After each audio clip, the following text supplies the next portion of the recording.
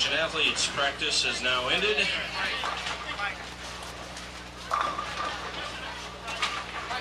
As a reminder, athletes, please have no more than 12 balls on the upper ball return during competition.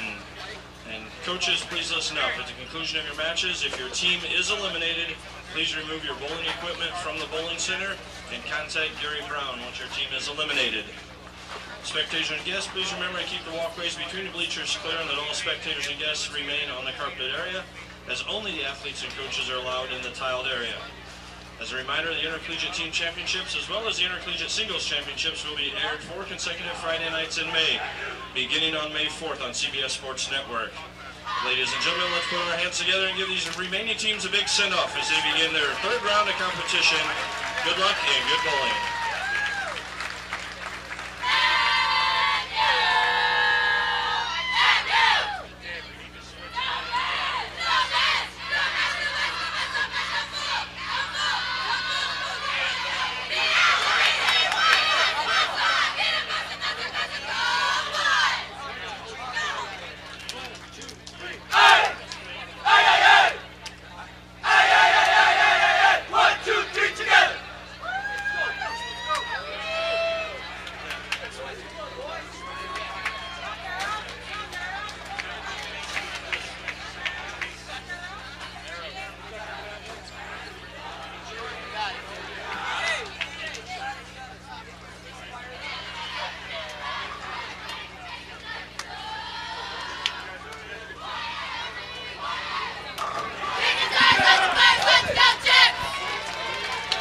Good morning from Lincoln, Nebraska as we get underway with our matches here at the Intercollegiate Team Championships. Third round of match play about to begin. Our men's featured match is in the winner's bracket, Weber International versus Lindenwood. Weber International will start the match on lane 17.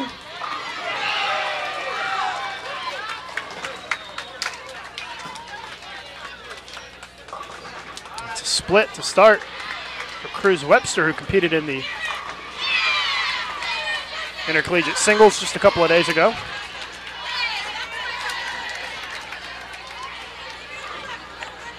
Our women's featured match is Newman versus Wichita State in the losers bracket.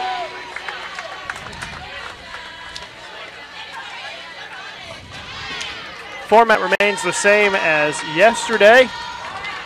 It is a race to 4 points to win the match. Lindenwood with a strike to start. Lindenwood beat Wright State and Toledo yesterday to remain undefeated, and Weber took down Midland and Kansas. Of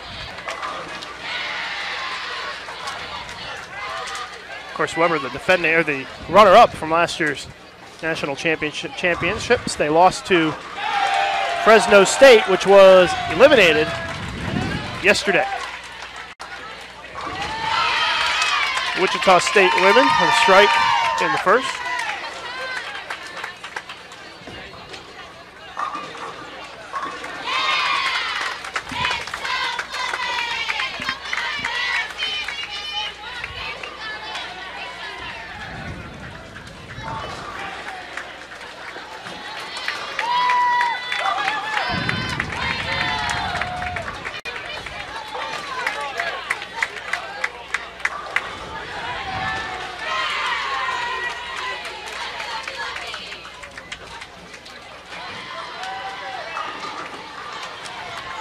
Lucas, good morning. Good to be with you. Good morning, Jason. Somewhat of a surprise to have the Wichita State women's squad here in the losers bracket. Yeah, they were the top seed after qualifying and then lost their first match to the number 16 seed West Texas A&M yesterday afternoon. As we were watching that strike from Wichita, a missed single pin for Lindenwood, so a couple opens on both sides here on the men's featured pair. That's even after a couple of frames.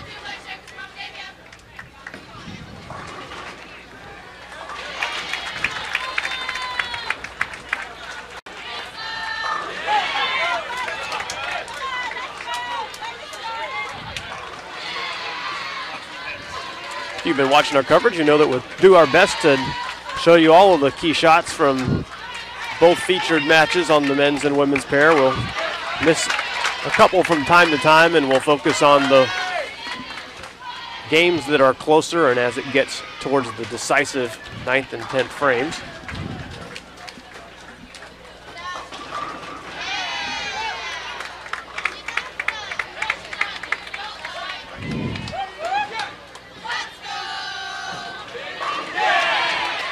Strike for Weber. Newman looking for 3 in a row. A little bit light in that 4th frame shot.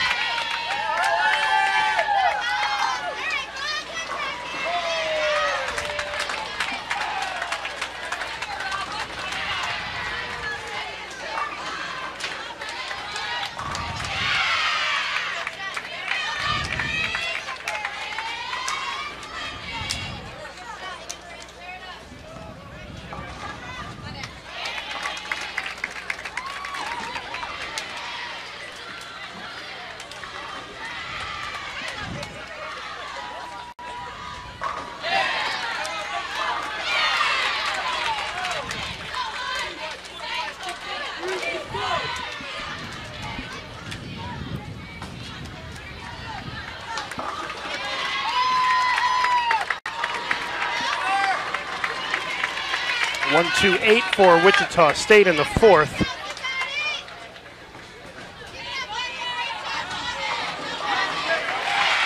Brad Miller with a strike for Lindenwood, 3 in a row. We're all tied up after 5 frames. Wichita State leads Newman by 10 as they head into the 5th frame.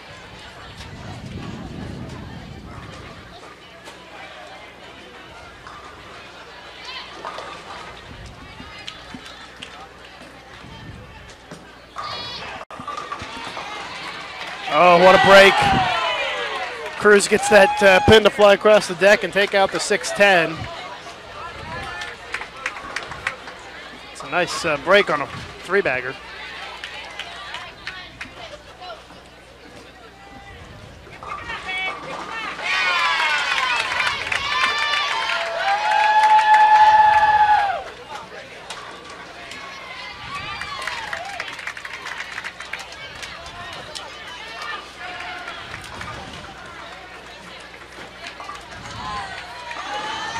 It's interesting, Lucas. I don't know if you can tell, but I can tell just from the pace of switching the cameras back and forth that early on, first game of the day, they bowl much, much quicker.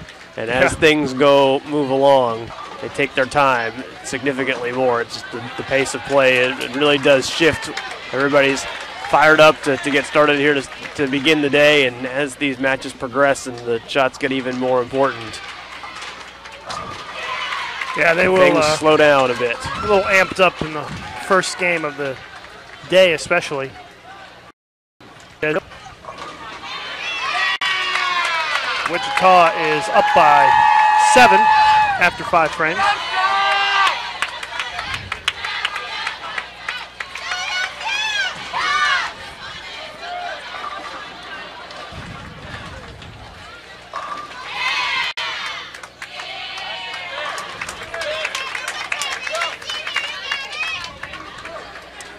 Our men's match, it's a 23-pin lead for Weber after 6 frames.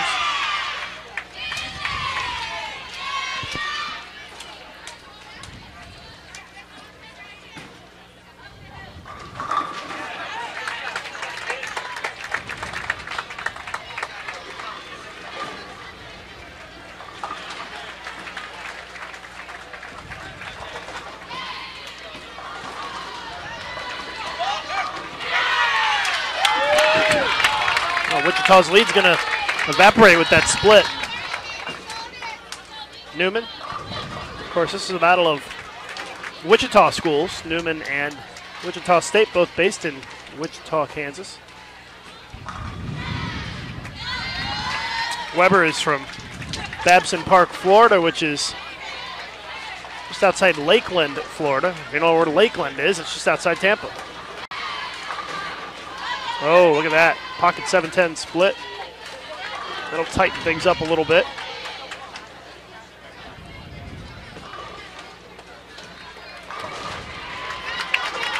Chance for a double here for Lindenwood. And they will be within, well, they'll be even actually, if Trzynski gets one on the 7-10 here.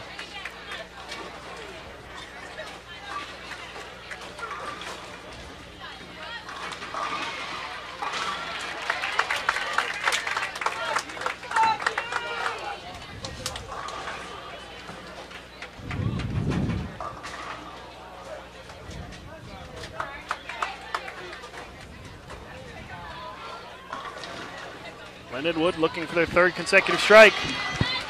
Went high. Double Wood. And Weber still has the lead. By 2 pins.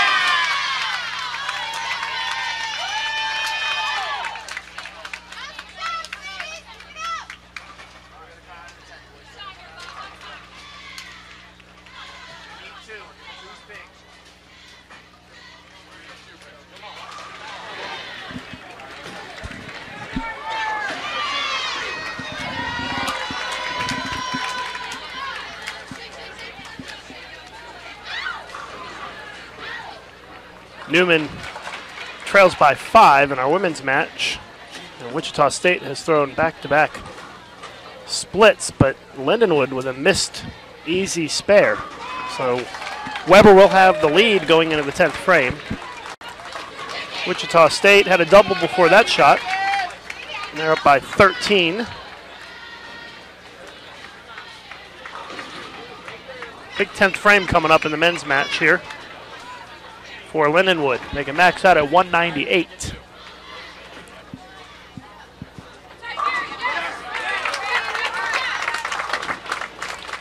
A little bit of coaching going on here by Del Warren. Gary Faulkner left the 3-7-9 split, and you would think they might want to sub in a righty to shoot this, but the count is more important, and they think that Gary can get 2 of them here.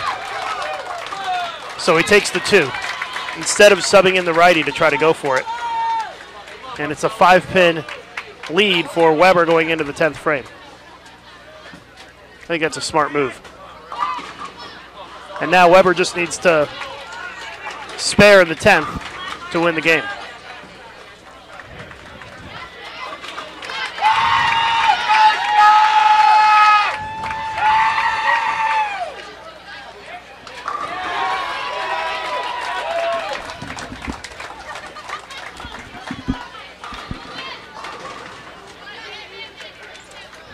So Marcelo Swartz for Weber needs a spare in the 10th to win this game number 1 in our race to 4.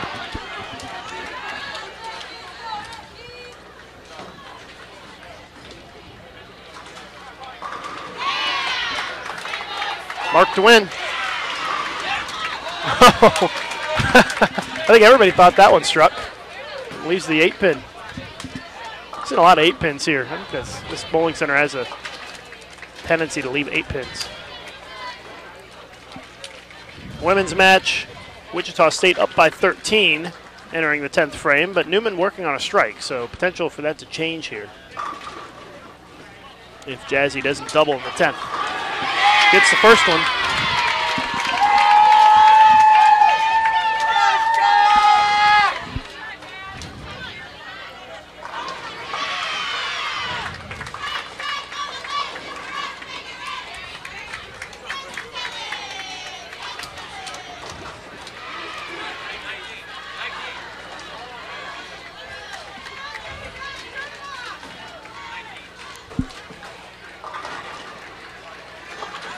Bear is a winner. They just need to get, well, 6 pins on the fill, so not quite over yet, but shouldn't be a problem. Wichita State takes game 1 against Newman.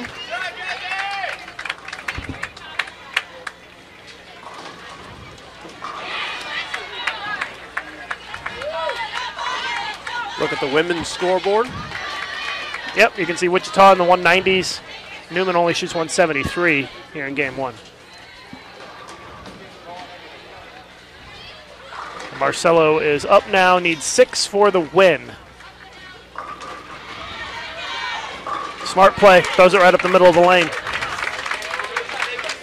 192 to 188. Whoever wins the first game against Lindenwood.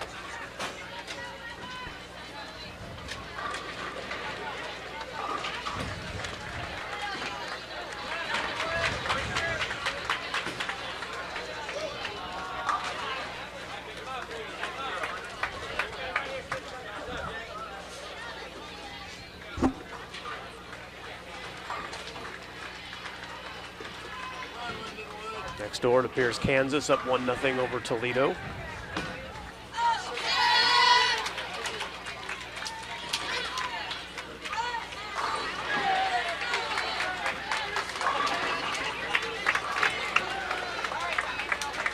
And the Lindenwood men start off with a striking game 2.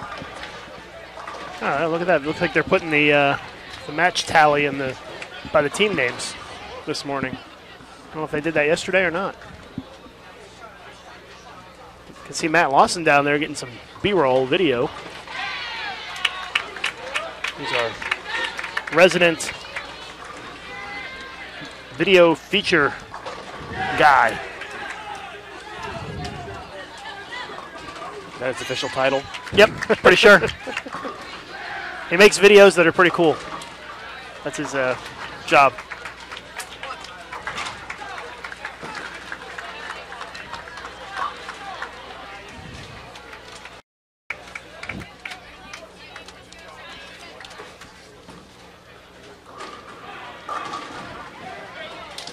Still wrapping up and just switching sides on the women's side, so not missing anything over there.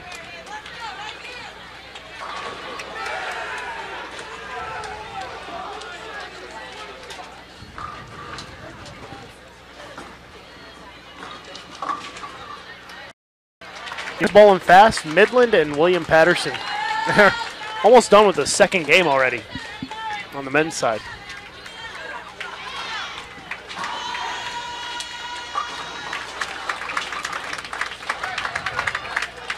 Lindenwood, an early 11-pin lead after the open by Weber in the first.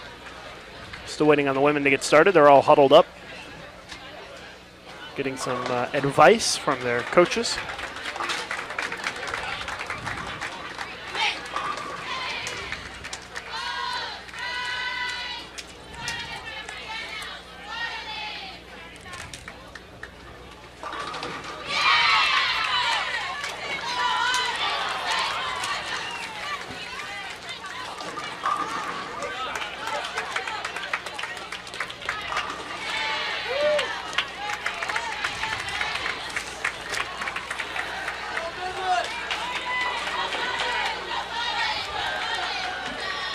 First frame over the women's side.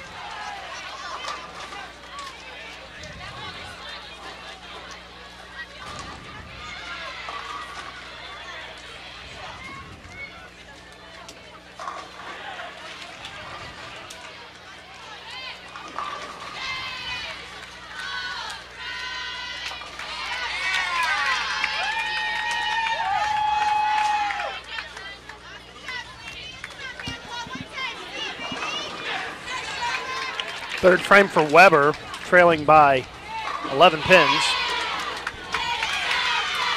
It's a good looking shot. Chance for Lindenwood to get a double here. Extend the lead to 21.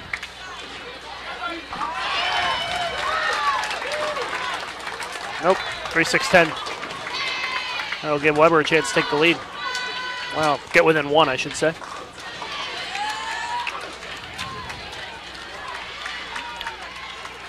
Junior gold champion Gary Faulkner, the lefty.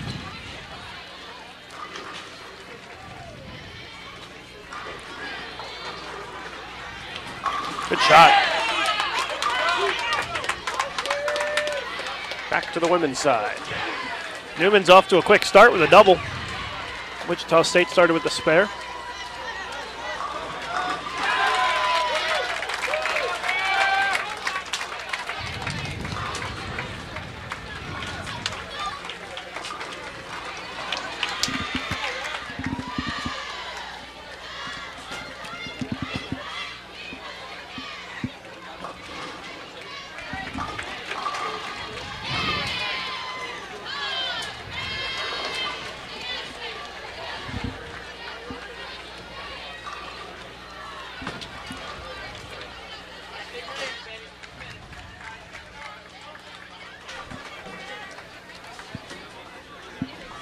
Wichita women make their single pin. Oh, open frame for Lindenwood. That's bad news. They lose the lead now.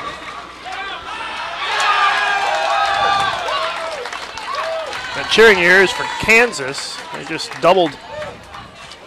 And they look like they might win game 2 against Toledo. Open frame for the Newman women.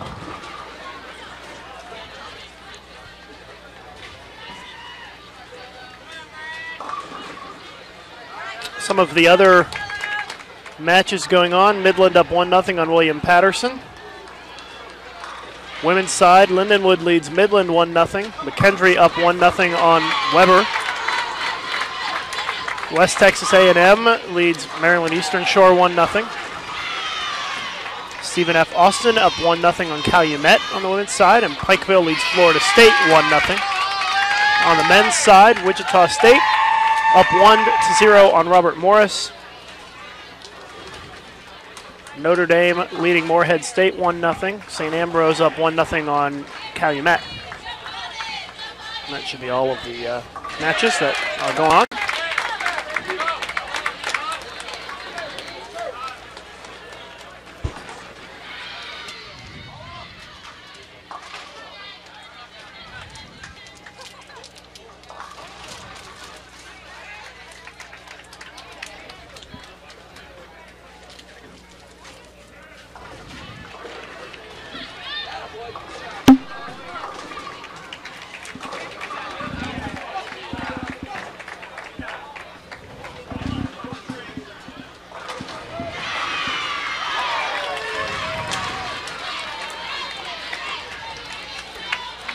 Wichita State up by 4. Strike there puts them up 14. Well, both teams with splits on our men's pair right now. Weber International still maintaining a slight lead.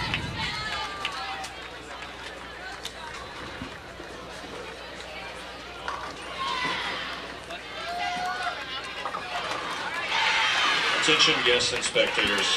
I have to make an announcement that restrooms behind lanes 3 and 4 are currently out of service until further notice. There is a family restroom located behind lanes 29 and 30.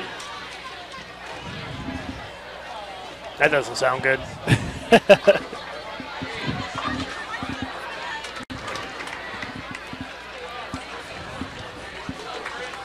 Weber 100, Lindenwood 96. Both teams with opens in the 6th.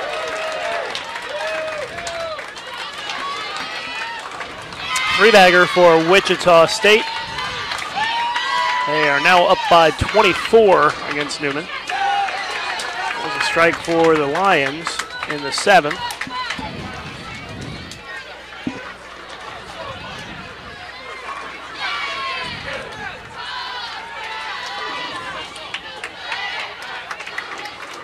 Kansas will defeat Toledo in game 2 and go up 2-1. Midland's up 2-0 on William Patterson on the men's side.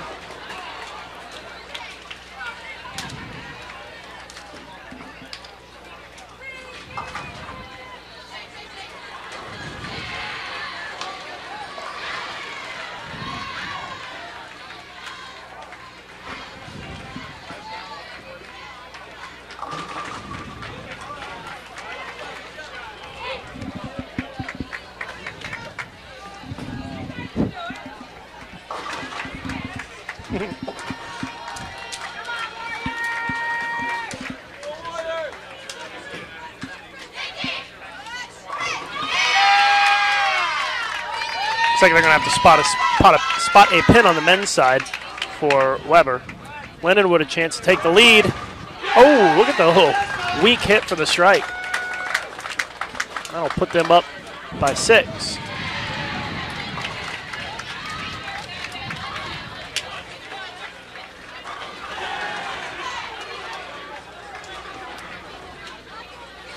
Another Queens qualifying getting underway today. They're going to be posting the scores on bowl.com. You'll be able to find that on bowl.com/Queens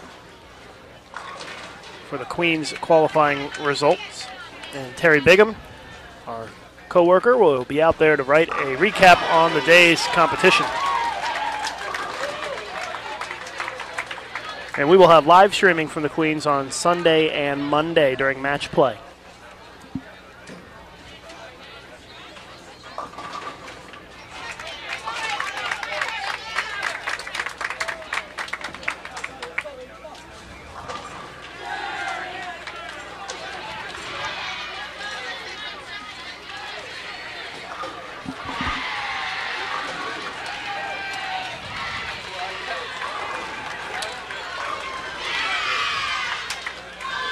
So a 6-pin lead for Lindenwood. A couple of frames to go in our men's match. Wichita State just opened in the women's match after 4 in a row. They built up enough of a lead that they still maintain that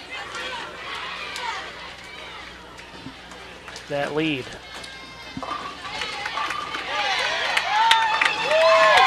A little crossover strike for Trzynski. Lindenwood trying to go up 16. That's way right. So now a 4-pin lead for Lindenwood. Wichita State still up 24 in the women's match with 4 frames to go for Newman, 2 frames to go for Wichita State. A chance for Weber to take the lead back. Gary Faulkner up.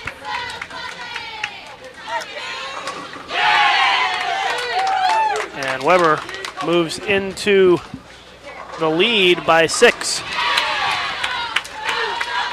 Heading into the 10th frame. Another close game. They had a close one last time.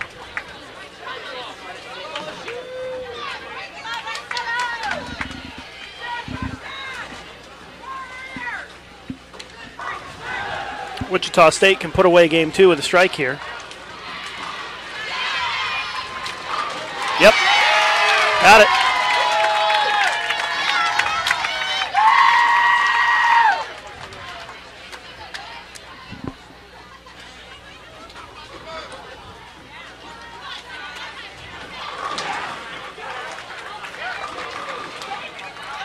Nobody very eager to go on the men's side. Newman kind of hanging around. That's a double for them. So not quite over yet on the women's side. Men's side, Weber up by 4 going into the 10th. Oh no, a 2-10 split for Marcelo Swartz. That will make things very interesting here. Well, hold up. Yep. Almost in and guess what? Trouble. And now Newman actually has a chance. Because they were a couple of frames behind. Called that one a little bit prematurely. Lindenwood now on the 10th. Yep. That's a good shot right there. And and that forces Swartz to try to make the split. Newman can strike out for 230. They still have the 9th and the 10th to go here. And that's right through the face. So now that means that it looks like Wichita State's going to hang on here. Wichita State going to shoot 221. And Newman only in the low 200s with a double in the 10th. Must make this split here for Weber, Marcelo Swartz. 210. Got to bounce it out. Nope. It's an open frame. 176, and Lindenwood's going to take game 2.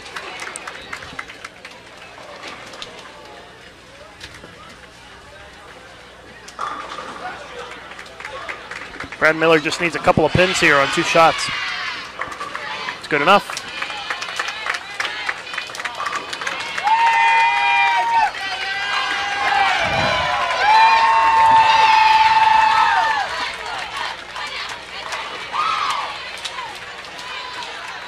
Lindenwood women are up 2-0 on Midland.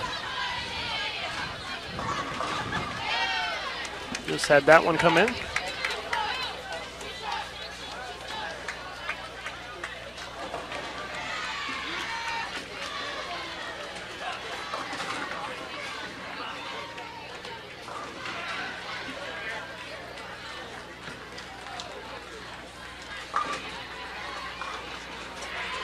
So just closing out this game here. Linden won 184, Weber 176 as they'll flip lanes now.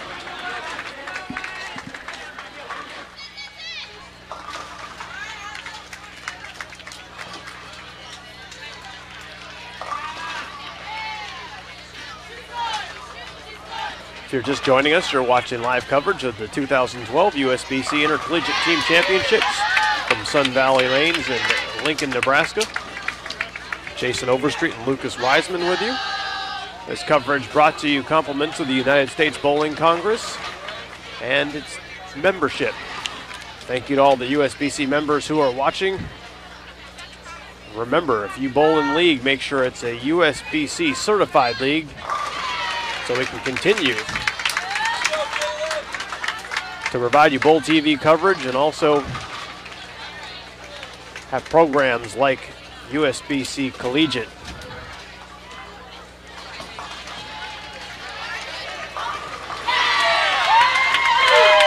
Lucas and I will be with you here throughout the day. And then tomorrow it will be the taping of the televised finals. The finals of this event will air on CBS Sports Network Fridays in May. Finals of team competition as well as singles competition every Friday at 10 p.m. Eastern Time on CBS Sports Network. Check with your cable or satellite provider for the channel. Lots of strikes to start things off on the men's featured pair. Lindenwood out of the gate with a couple, Weber with one, and trying now to match.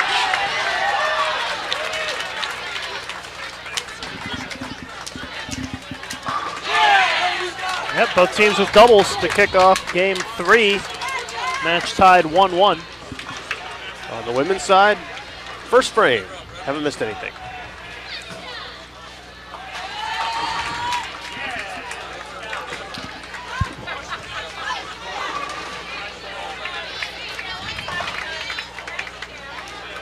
Looks as though Kansas is going to go up 3-0 on Toledo.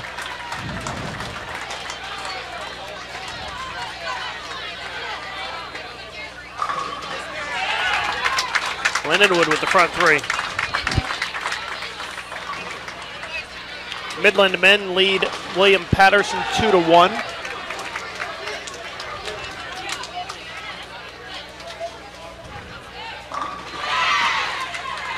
The Lindenwood women are on their way to a 3-0 lead on Midland. Up by 19 pins with a couple of frames to go. Strike fest ends here.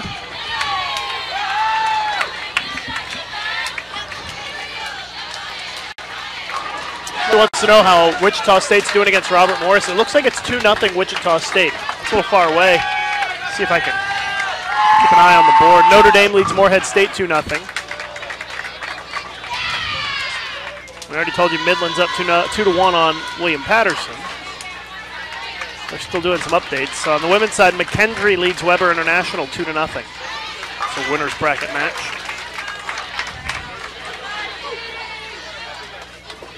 Maryland Eastern Shore, West Texas tied 1-1. Stephen F. Austin up 2-0 in that. Pikeville and Florida State tied as Brad Miller strikes for Lindenwood for the front five. And yes, the Wichita State men are indeed up 2-0 on Robert Morris.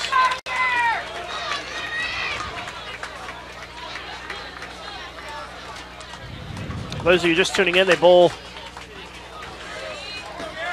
until a team wins 4 points, and you win a point by winning a game. They tie in the game, you get a half a point for each team.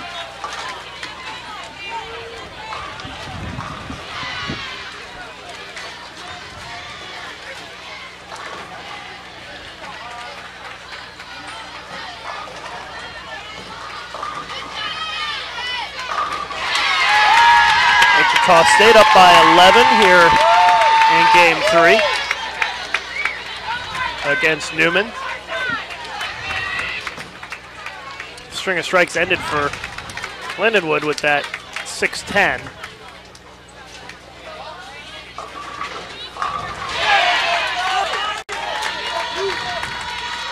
Lindenwood still ahead by 20 though.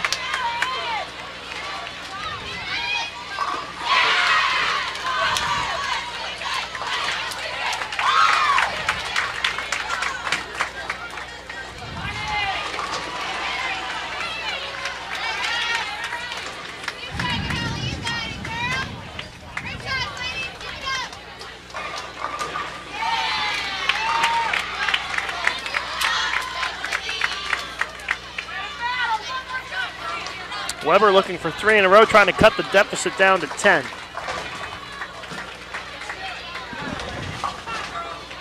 Washout. He ended up leaving the 110 on that shot. And trouble for Newman. Yep, they're in a lot of trouble in this one. Already down 2-0, falling behind this game.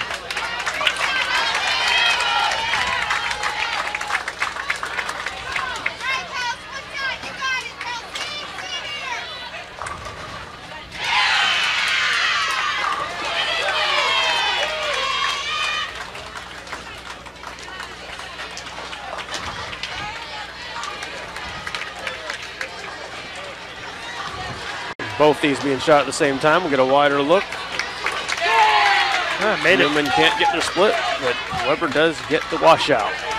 Weber still trails by 22 after 6 frames. Newman trails by 24.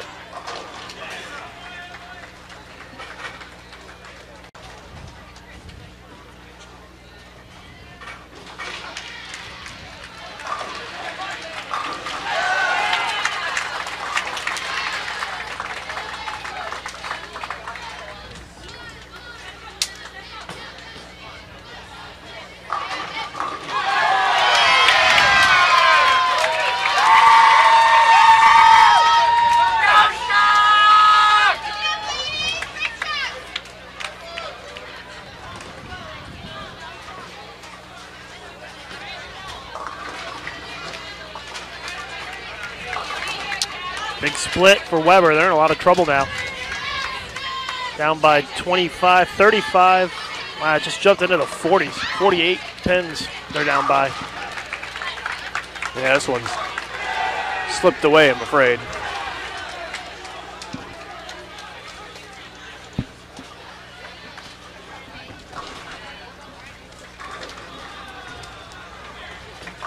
Looks like we had a situation in our women's match where Newman fouled on their first shot in the 4th frame. I don't know what she did or what the outcome was on the shot, but I gave her an F. And she gets 7 on the 2nd shot, so Newman is down a lot early on here.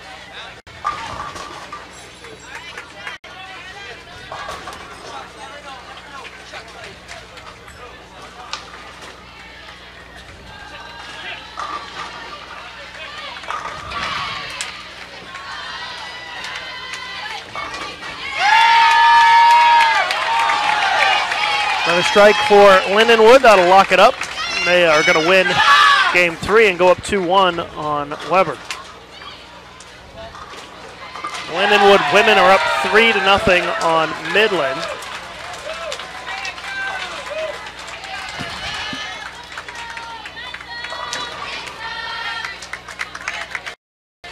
And men are going to win game 4 against William Patterson and go up 3-1.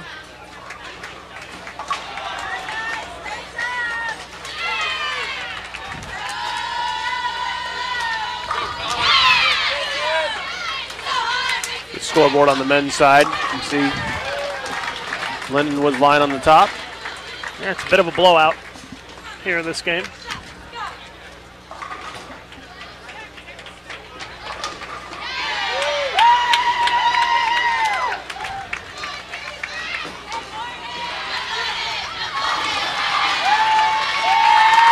Shockers with 3 strikes in a row.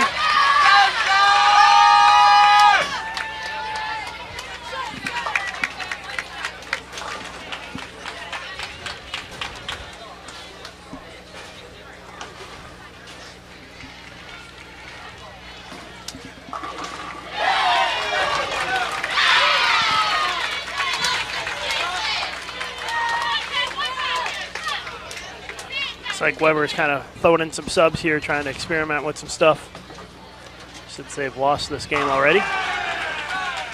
Actually, Lindenwood can shoot 278 this game if they strike out. And Brad strikes for a shot in the 10th.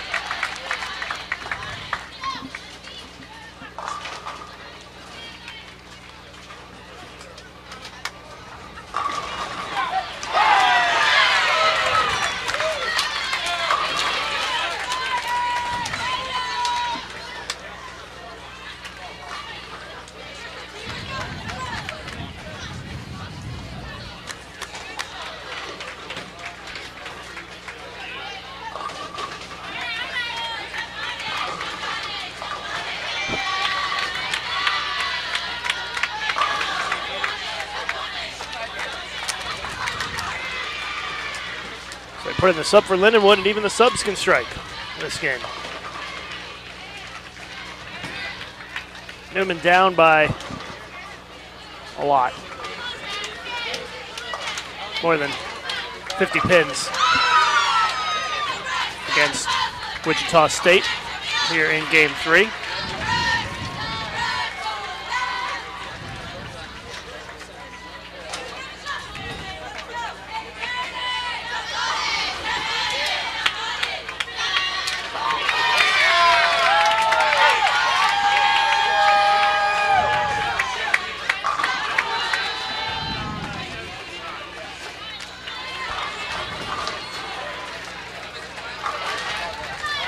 Not a lot of drama this game.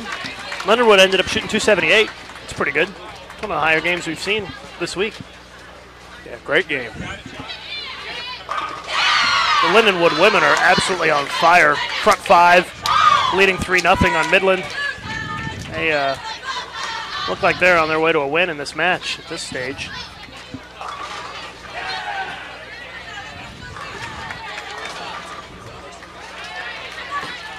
Look at the Lindenwood women. I think they have a reason to celebrate. I don't even have anybody on the approach and they're dancing around. Yeah, they're just having a good time. That must be their front 5 celebration.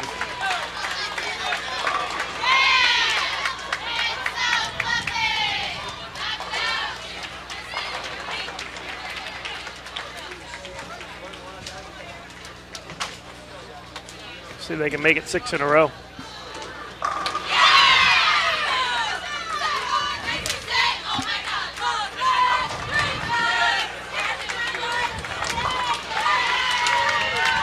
And if somebody has the front 6, you know who's hiding in the background?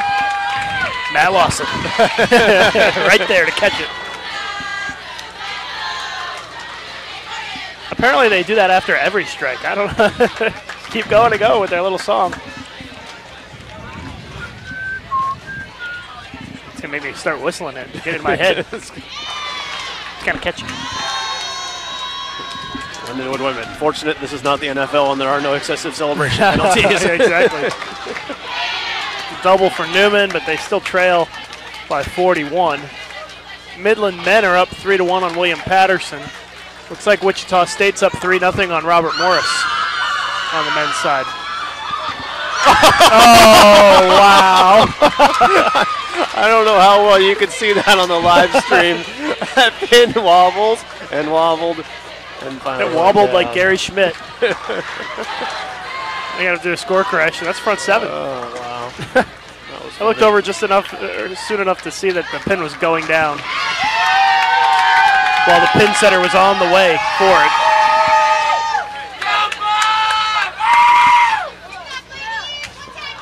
Meanwhile, back to our men's feature pair, first frame going again next game. Yep, Lindenwood with an open.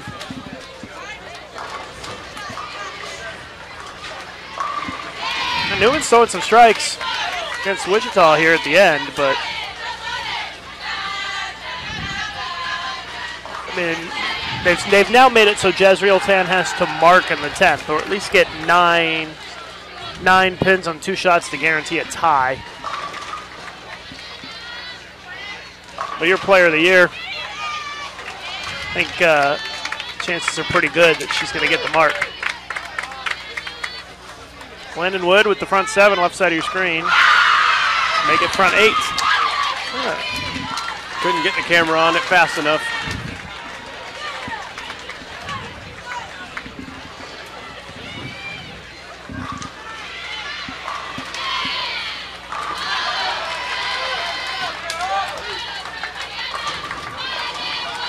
Georgia Drews from Newman failed to strike on the first shot in the 10th, so now it's officially a victory for Wichita State.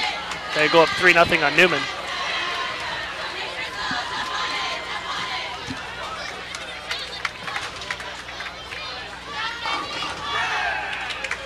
All right, let's go back over. Lindenwood with the front 8. They've already won the match. It's a matter of whether they're going to keep striking. That's pulled. Brooklyn.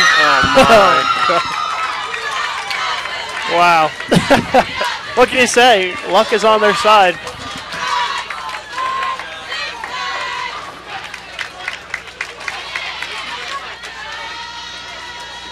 Well, Lindenwood with the front 9 for their women's team in a somewhat unusual and junior Team USA member Amanda Green up in the 10th to try to finish it off for him.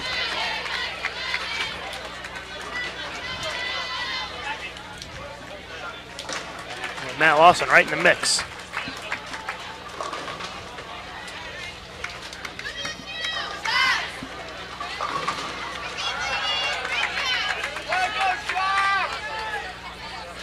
So the Lindenwood women are going to move on in the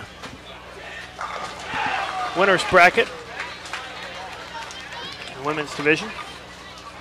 There's Amanda. Front 9.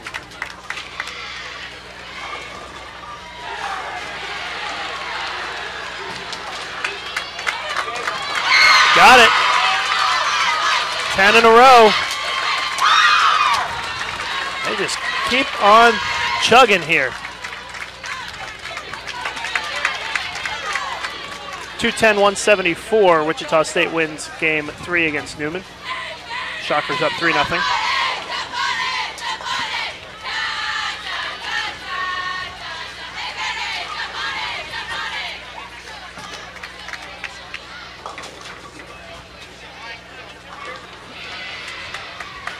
Lindenwood men stepping off the approach a few lanes down as this singing goes.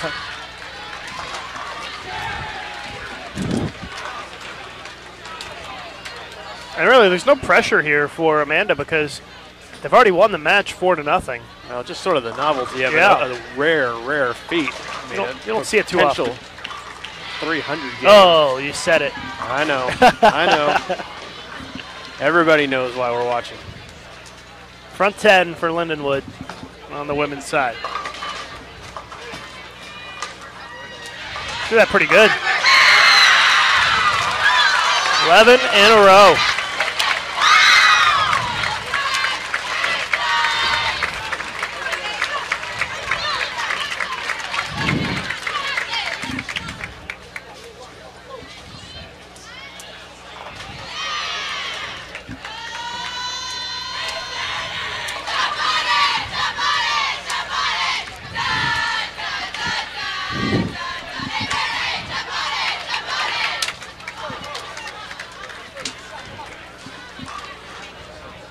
we're live in match play here at the Intercollegiate Team Championships.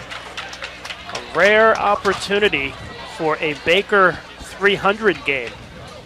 You don't get to see this every day. It's just off to the left of our featured pairs. It's the Lindenwood women's team. They've started with 11 consecutive strikes. They've already won their match against Midland. A little icing on the cake for the Lions. Amanda Green, junior Team USA member, a chance for the perfecto. Here it is.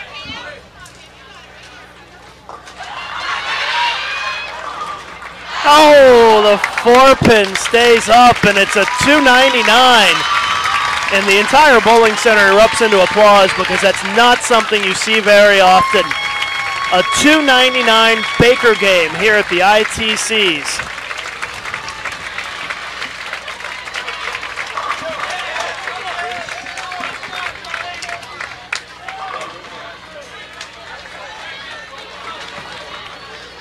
So close. Very exciting. Yeah, that was cool.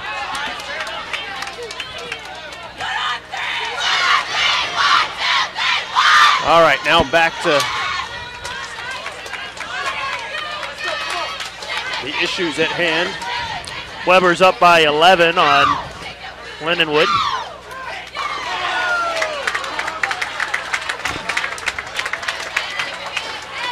By the way, the text message is already coming in.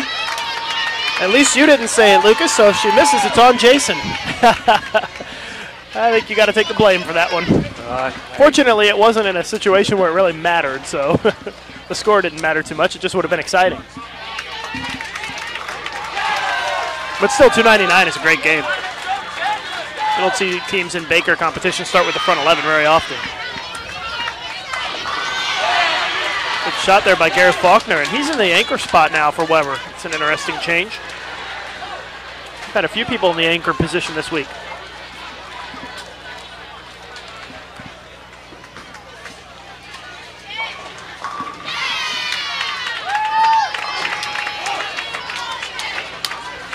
The Midland men will defeat William Patterson 4-1.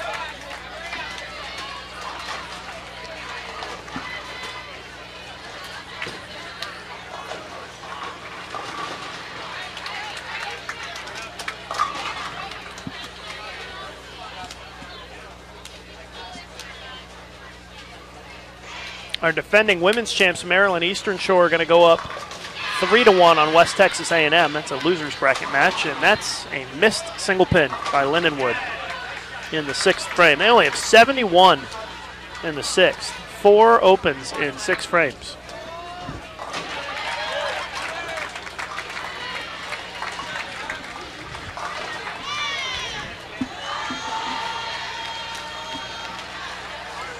Stephen F. Austin women up 3-0 on Calumet. Pikeville up 2-1 on Florida State.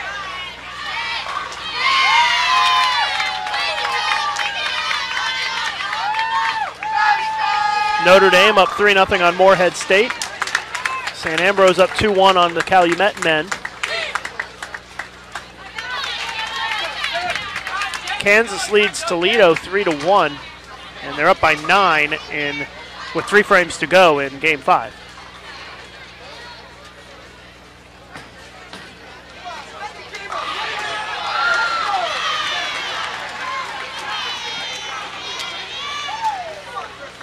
Wichita State women have quietly started with the front 4. Maybe they're going to try to upstage Lindenwood. We'll see. Jazzy gets them the front 5. They strike all the way through the order. Looks like Newman's in a lot of trouble here.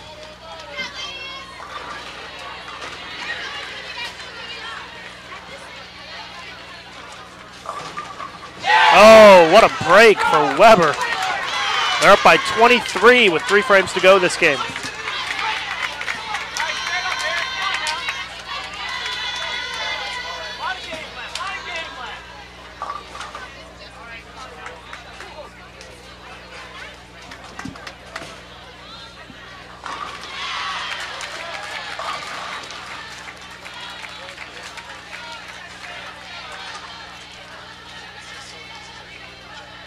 Front 5 for the Wichita State women. Can they make it 6? It's Tanya Ramenper.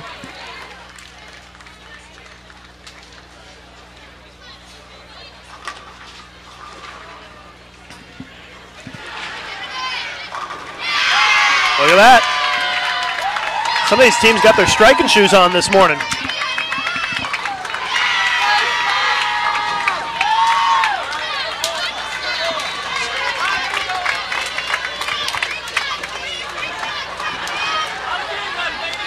Jason, can we take a shot of Maryland Eastern Shore off to the left here? I'll do the camera. They've got themselves into an awkward situation here. They were well on their way to a win, and now they've left the big 4 in the 10th frame, and West Texas has thrown 3 straight strikes. So that means that Tania Falbo needs to get 2 of these for the shutout.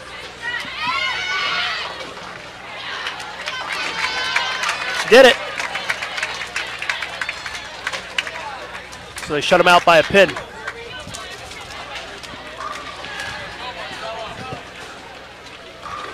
Maryland Eastern Shore up 3-1. While we were looking at that, Weber International, when they missed a single pin. And Wichita State's string of strikes came to an end with a 2-4-5.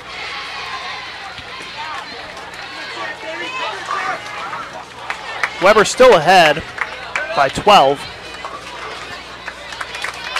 in the match. Wichita State missed the 2-4-5, but Newman's yet to strike, so Wichita still in good shape.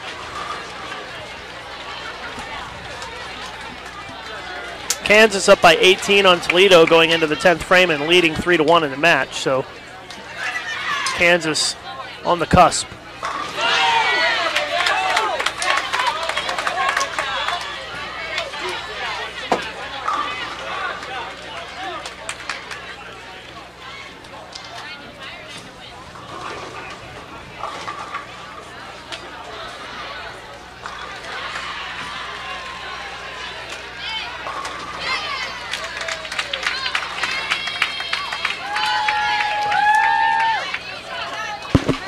That was close. Thought he might have missed that for a second. So 12-pin lead for Weber entering the 10th frame. Working on a strike. Yep. So Lindenwood's going to need some help.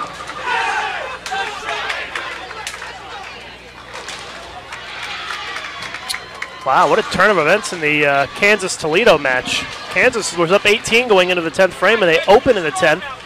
And Toledo just threw a double and needs 8 on the fill to win the game by 1 and stay alive. Gary Faulkner can put things away here with a strike. Oh, look at the messenger come across and take out the 7. Let's take a look at Toledo. Charles Easton, the player of the year, or the rookie of the year last year in college bowling, needs 8 pins. Got it.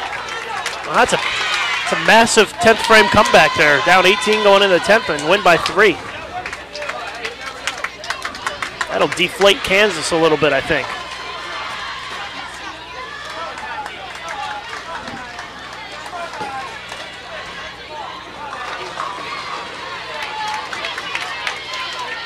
Newman just doesn't have anything going this game. And deflated. They just can't. That was a good shot. And not down getting 60. the reward, and right at the end of the line. Yep, their tournament's going to be over.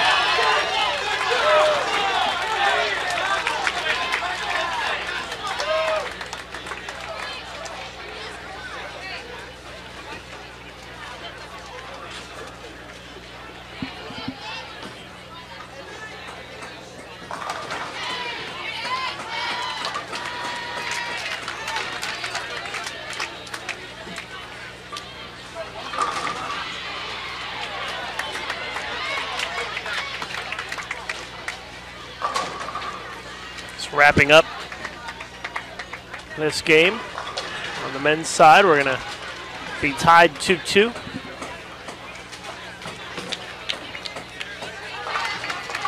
Looks like Wichita State swept Robert Morris on the men's side 4-0. That's a pretty impressive win for the Shockers. They struggled a little bit yesterday in some of their matches, and they beat the #1 ranked team in the country. 4-0. Wichita State, of course, the team with the pedigree, but many thinking that Robert Morris would have the guns to get it done here this year. The first meeting between the two goes to the Shockers.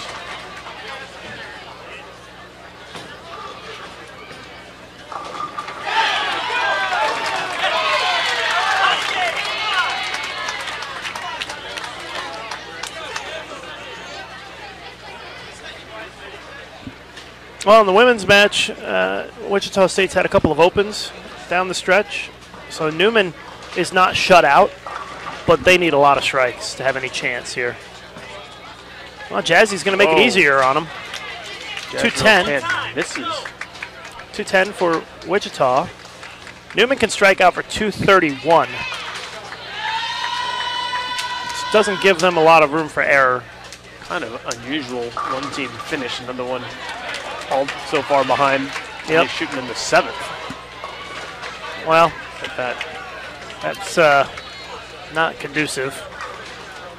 I think if they spare this and strike out, they can win the game by 1.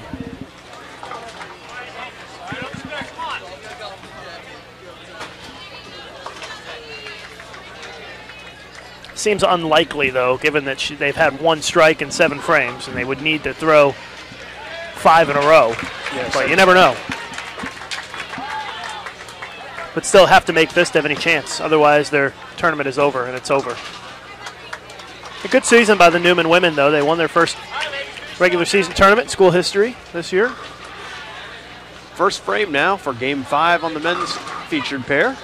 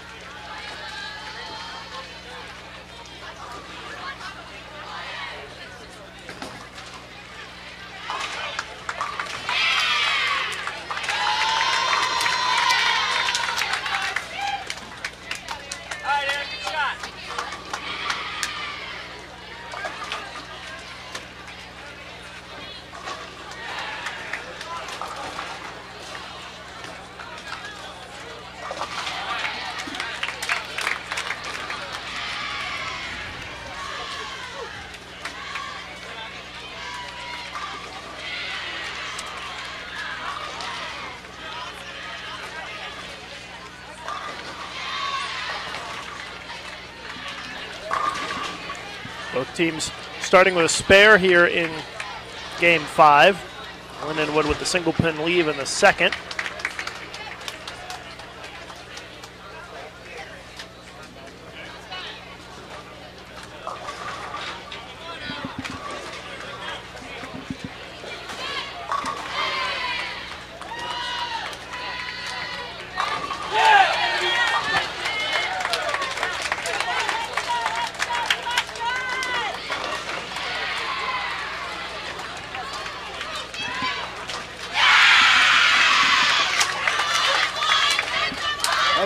Loud scream over there from West Texas A&M. They picked up a split against Maryland Eastern Shore. They're down by 3 with half a game to go. UMES up 3-1 in the match.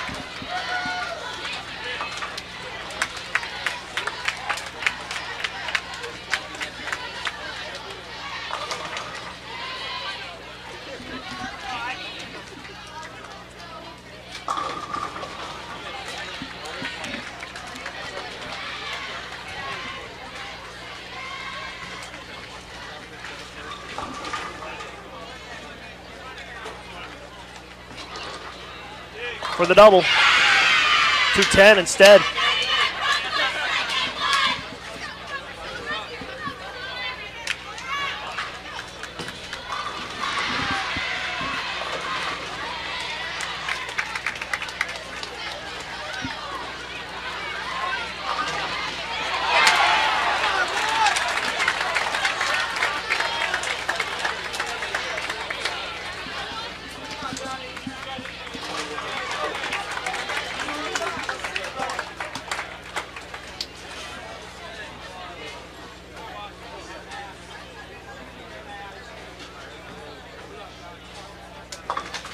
Open frame for Weber.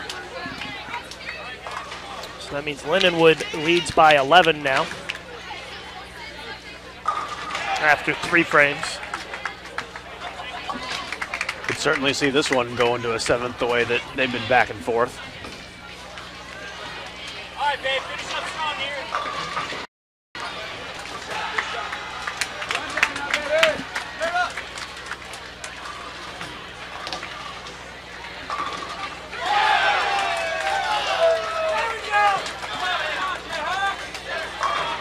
Ring 10 in the 4th.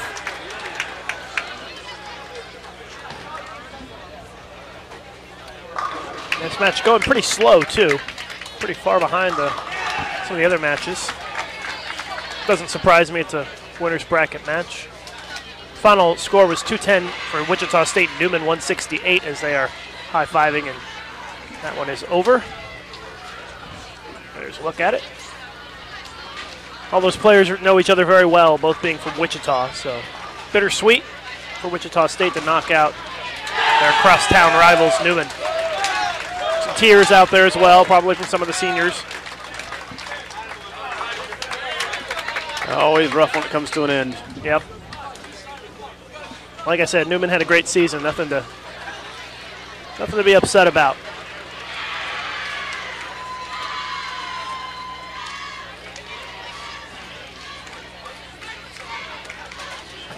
And we are tied 2 games apiece in our men's featured match between Weber International and Lindenwood. And Lindenwood has a slight 11-pin lead after 4 frames pending a spare here. But, oh, I thought he was going to miss it.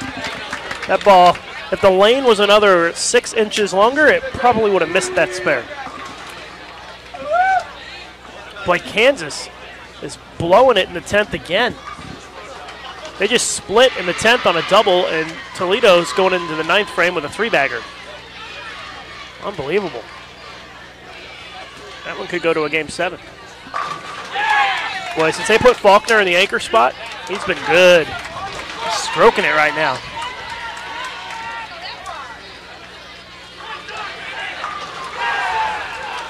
The women are not bowling right now on our featured pair. There's no match that's close to us. That's why we're showing you the men. Nice strike there in the 5th frame for Lindenwood. They maintain that 11-pin lead. I don't know if you can see the score. Yeah, it's going to be a win for Toledo, it looks like.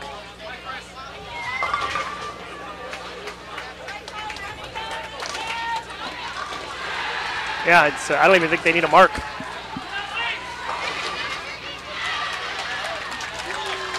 Yep, that's the win for Toledo. We're going to have a game 7 between Toledo and Kansas, and that's sort of a punch in the gut for Kansas to lose 2 games in a row like that.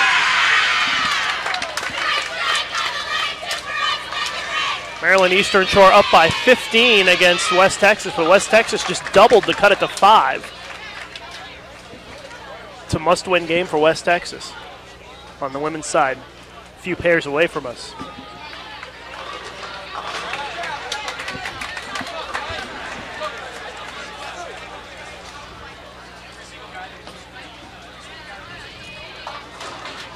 Stephen F. Austin leads Calumet women 3-1.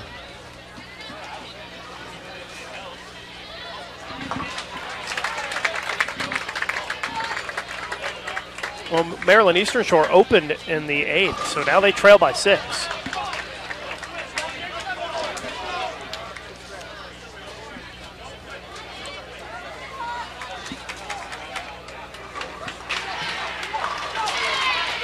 Good shot.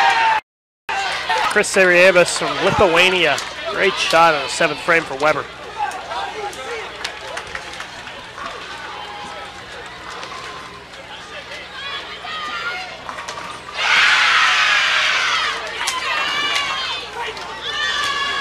Trouble for Lindenwood.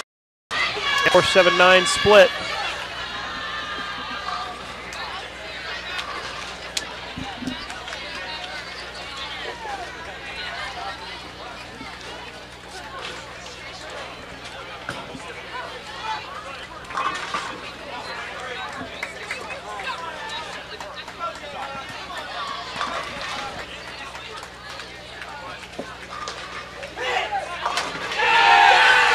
Big Weber shot there strikes. for Weber.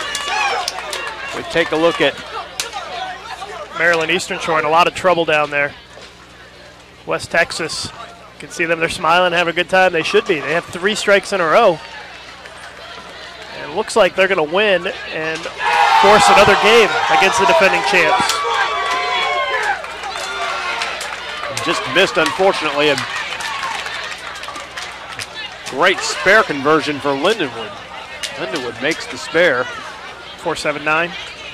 They're up by 8. Actually, Weber doubled, so now they're up by 2. Weber's up 2, but they just went up by 12. And they are quickly 2 frames ahead of Lindenwood now.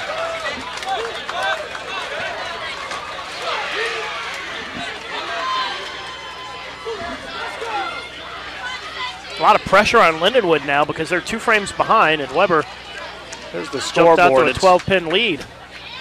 It's Weber's line on the bottom, Lindenwood's line on the top. 3 in a row for the Warriors, entering the 10th frame.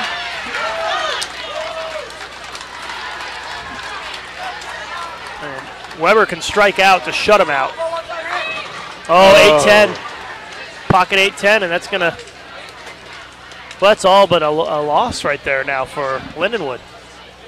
That'll take a lot of pressure off Gary Faulkner in the 10th.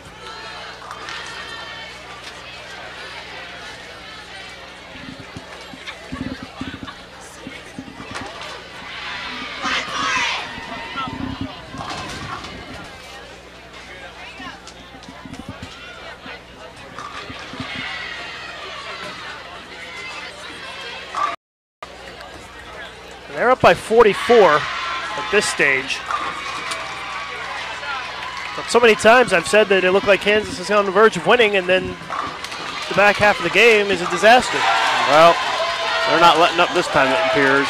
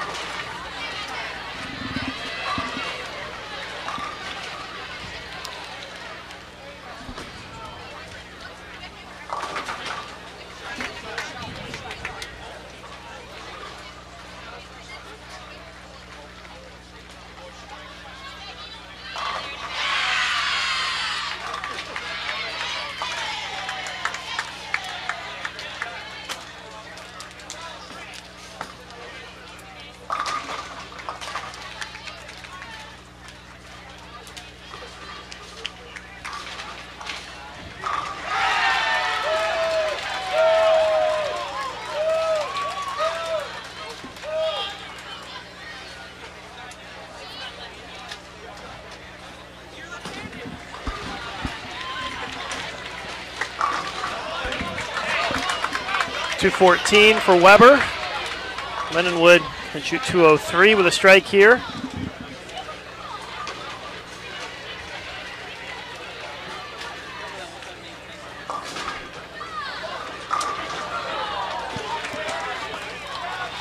Sorry, 199. Yep, 199 for Lindenwood. They got 6 on the fill, so.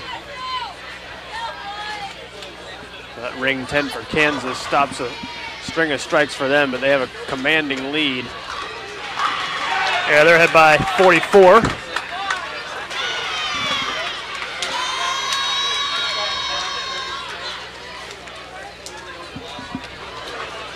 Kansas shooting a 10-pin. Just does make it. Trying to avoid a late game collapse.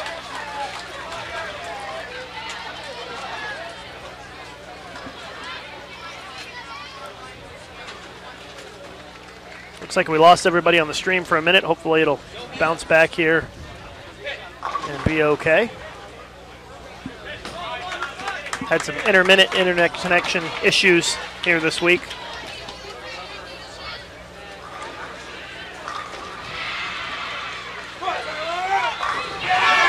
Strike for Lindenwood to start game 6, a must-win game for the Lions. Let's run through some of the other scores for you. Wichita State women 4, Newman 0.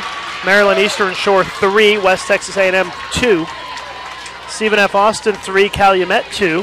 Florida State leading Pikeville 3-2. That'd be a surprise if the Florida State could win that one. On the men's side, Wichita State 4, Robert Morris 0. Lindenwood and Weber, our current featured match. Notre Dame up 3-2 on Moorhead. St. Ambrose leading Calumet 3-1. Midland defeats William Patterson 4-1. Kansas and Toledo tied 3-3. Lindenwood women defeat Midland 4-0. Weber and McKendree tied 2-2 on the women's side. I believe the live scoring application is back online on bowl.com, so you can head to bowl.com/ITC, click on the results, find all the information.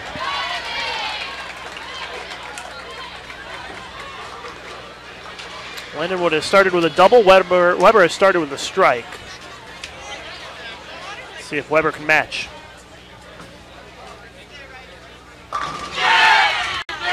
And they do.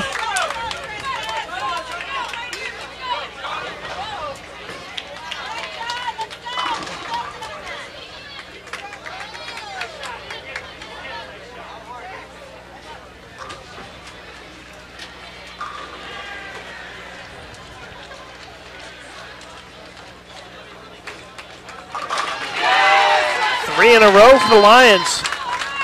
Here we go. Could see some big scores this game. Now, no matter what Kansas does in the 10th frame this game, they're going to win. So they've taken the pressure off heading into the 10th frame.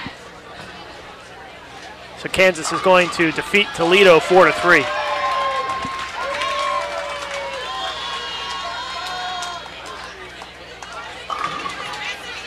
And the run comes to an end for Weber. They're the first team to blink here in Game 6.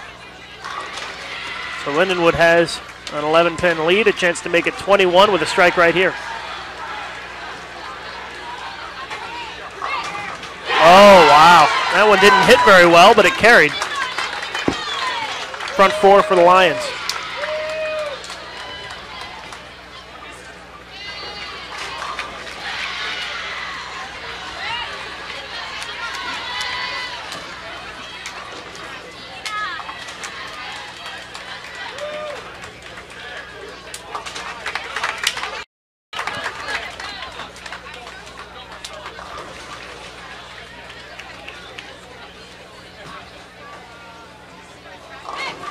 Oh, Brad Miller with a little light mixer for the front five for the Lions.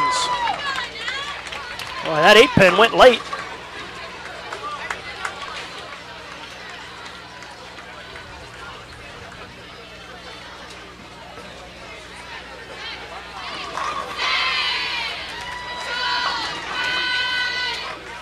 And a Greek church. Marcelo Swartz in the fourth.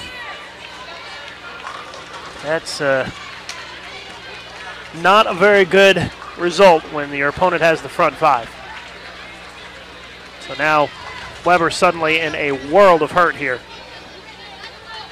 And this is where if you're Lindenwood, you got to jump right out there and get another one. Maryland Eastern Shore is up by 19 on West Texas A&M with 3 frames to go in Game 6.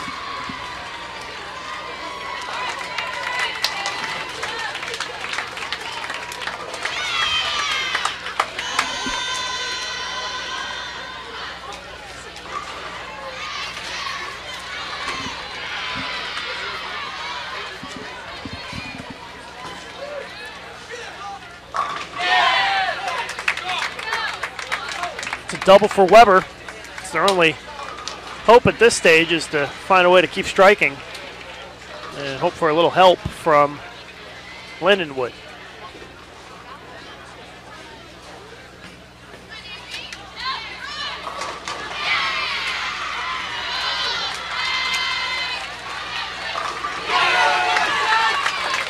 No help there.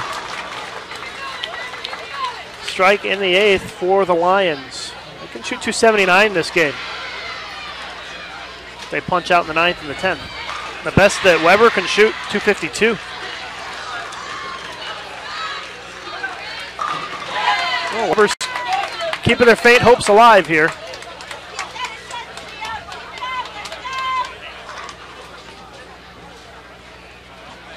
Lindenwood's going at a 2:49 pace. Weber can punch out for 2:52. And that, 2 splits.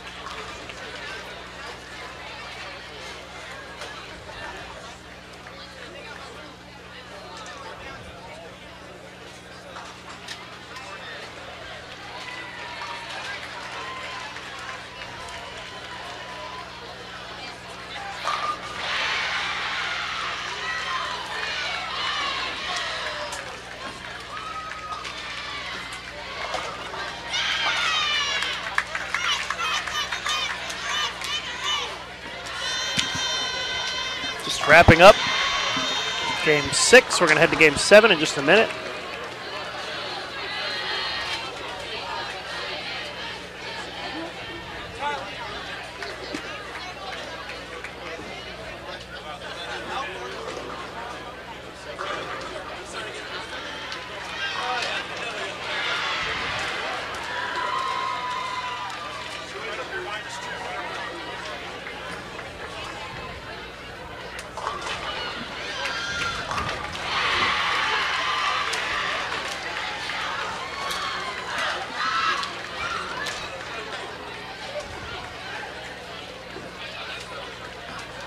A lot of noise down at the other end.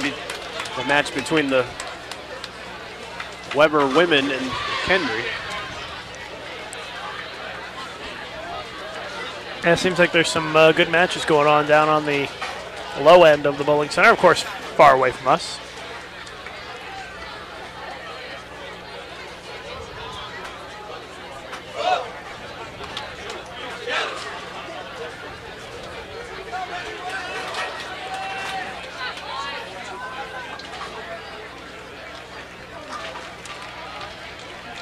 So here we go. Game 7 between Weber and Lindenwood on the men's side. First frame.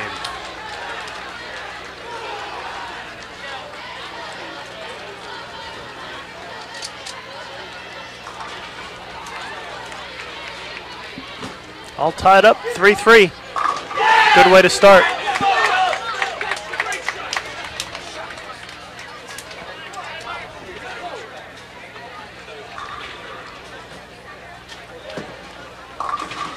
Lindenwood unable to answer as they leave the baby split. Maryland Eastern Shore does defeat West Texas A&M. So our defending champ's still alive.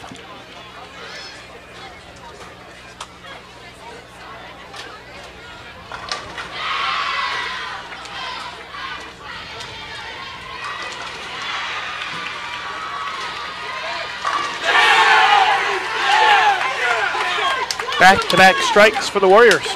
Really deflate.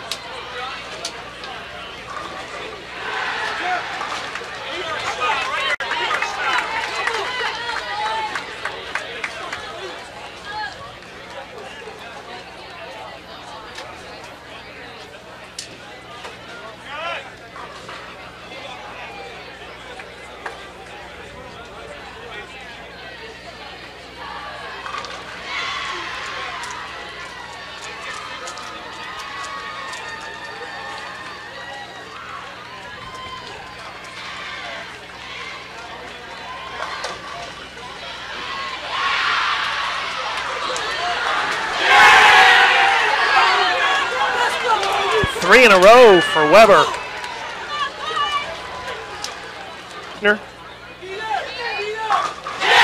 Front 5.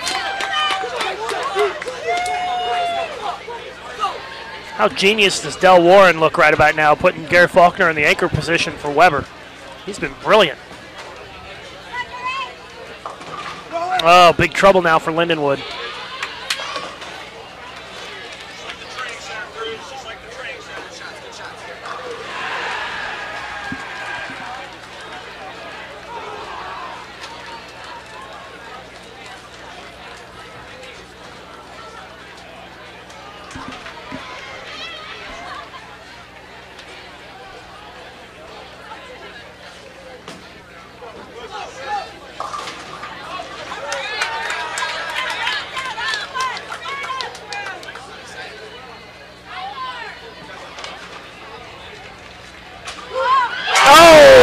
The split.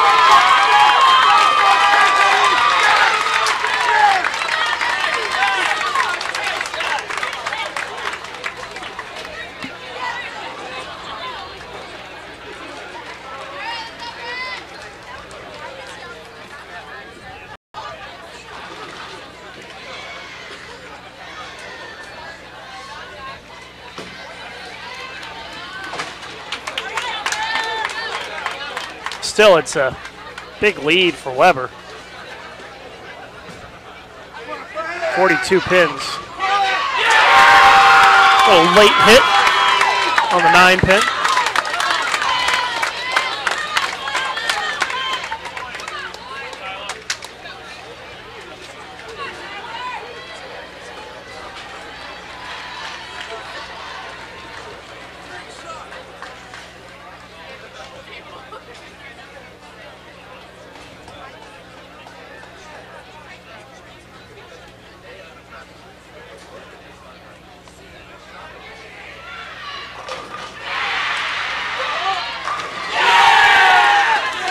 Great shot.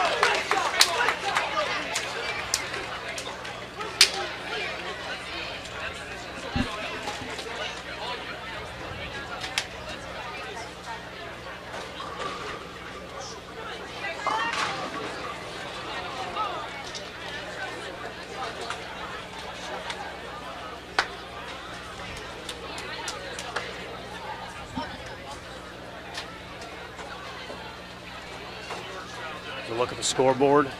Lindenwood's line on the top, Weber's on the bottom.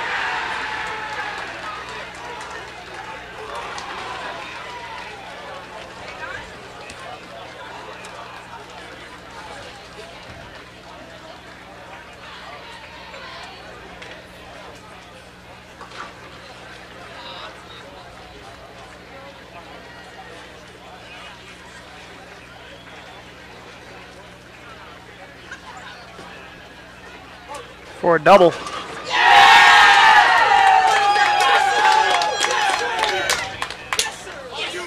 It's going to be real tough on Lindenwood to come from behind here.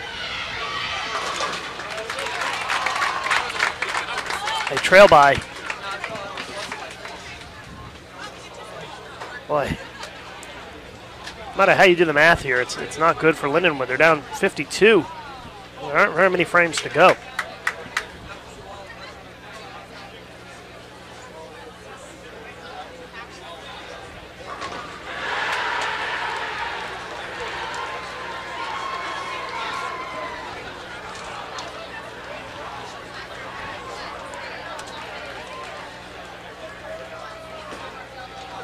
It almost put it away.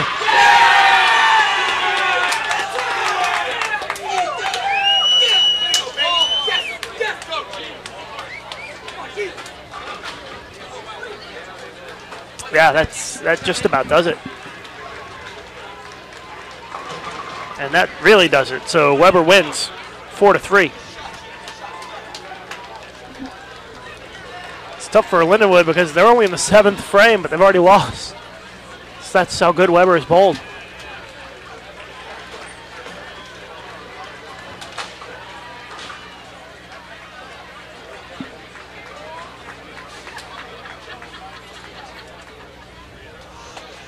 Well, it was an exciting match ends with a somewhat anticlimactic final game. I'll tell you, Gary Faulkner, the real star of the match for Weber. He struck a lot. He looks really dialed in.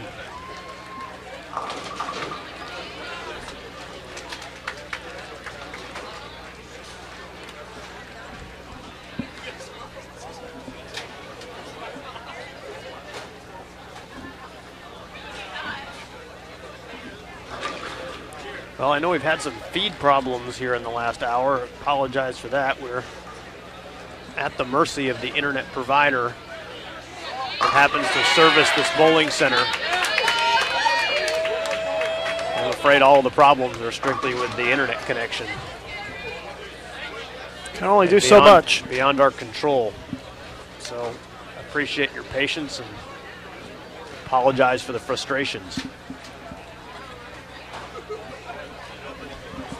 I don't think there are any more matches going on right now.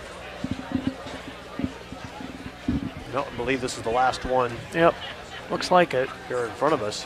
So they're going to get geared up for the next round of matches, which will be taking place immediately.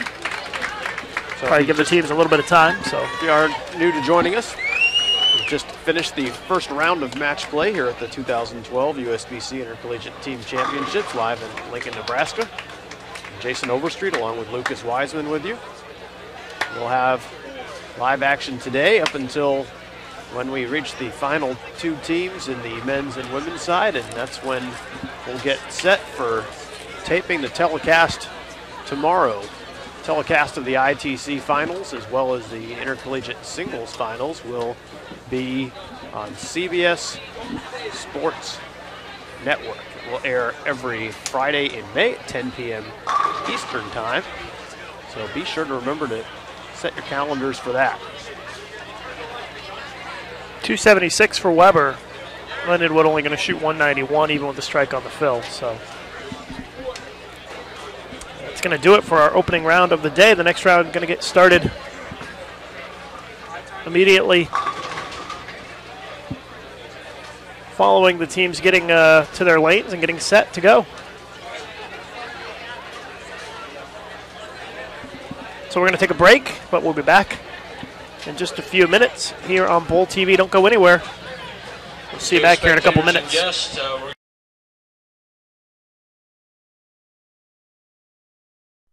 This live event is brought to you in part by the Yes Fund. The Youth Education Services Fund is a joint initiative of the bowling industry dedicated to development and marketing of youth bowling at all levels. The Yes Fund is generously supported by its founding partners: Brunswick, Columbia 300, Ebonite, 900 Global, Hammer, Cubica AMF, Rotogrid, Storm, and Track. For more information about the Yes Fund, contact Chad Murphy at the Bowling Proprietors Association of America.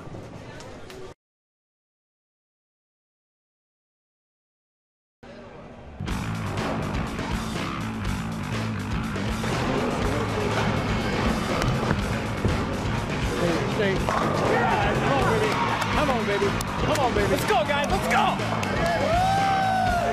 Let's go.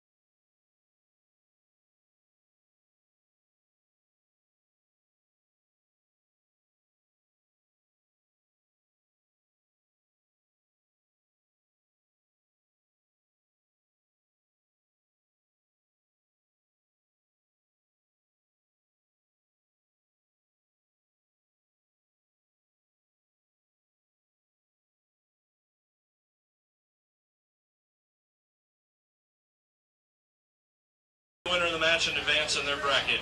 Please remember that the higher seed team will choose which lane they'd like to start on. Coaches, please be sure to turn in your recap sheet at the conclusion of your match today here at the control counter. Bowlers and coaches only in the settee area. Athletes, please have no more than 12 balls on the upper ball return during competition. The Intercollegiate Team Championships as well as the Intercollegiate Singles Championships will be aired 4 consecutive Friday nights in May, beginning on May 4th on CBS Sports Network. This time, we'd like to thank our sponsors, Kegel, the official lane maintenance provider of the Intercollegiate Team Championships, and Dexter, the sponsor of the ITC Dexter Lunch. Youth Education Services Program. The Yes Fund is a new initiative dedicated to the development of youth bowling. Our future is now, and the partnership already created has united the bowling industry in a single cause, the betterment of youth bowling. Spectators and guests, the Fire Marshal has allowed for the bowling center to have this expanded capacity. Please do us a favor and help out. We're trying to keep these walkways between the bleachers clear, as the local police will be monitoring this situation throughout the week, and in some instances you may receive a ticket. Also, as a reminder, there's no flash photography permitted or lights used for video cameras during competition, and artificial noisemakers are not permitted. This time, we'd like to introduce the teams competing in this round of match play bracket. On the women's side, in the red bracket, on lane 13, Wichita State. And on lane 14, we have University of Maryland Eastern Shore. On the blue bracket, Stephen F. Austin on lane 15. And on lane 16, Pikeville. For the men on the blue bracket, on lane 17, Midland. Lane 18, Kansas. Lane 19, Morehead State. And lane 20, St. Ambrose. Athletes, when your lanes come on, you'll have 15 minutes of practice. 7.5 on your non-starting lane and the other 7.5 on your starting lane. Your lanes are now coming on for practice.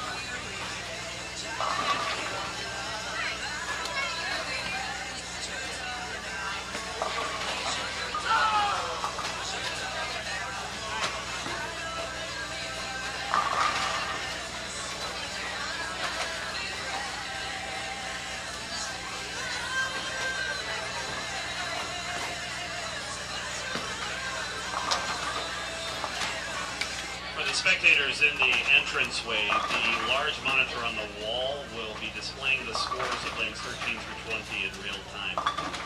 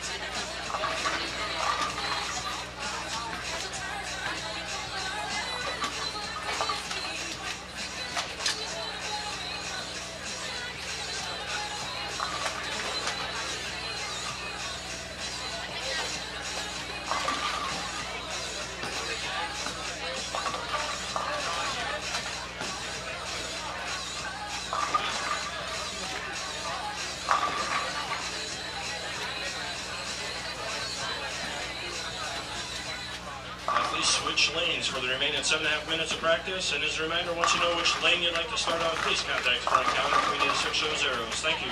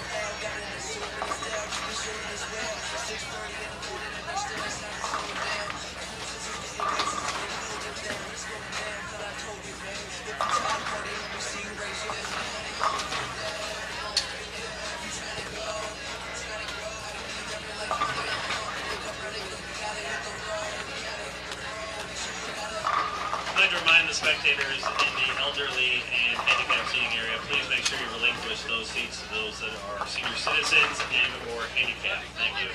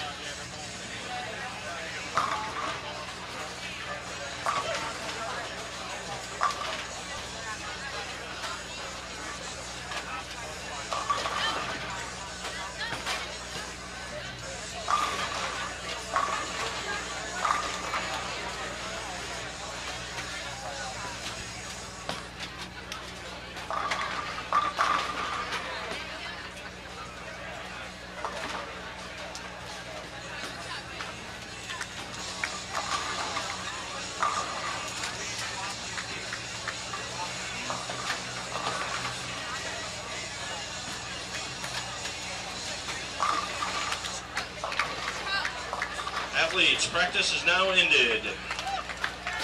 Spectators and guests, just as a reminder, don't forget to visit the USBC Sports Store for event merchandise located behind lanes 23 and 24. And as a reminder, athletes, please have no more than 12 balls on the upper ball return during competition. At the conclusion of your matches, if your team is eliminated, please remove your bowling equipment from the bowling center. Also, you need to contact Gary Brown once your team is eliminated. Spectators and guests, let's put our hands together and give these remaining teams a big send-off as they begin their fourth round of match play competition. Good luck and good bowling.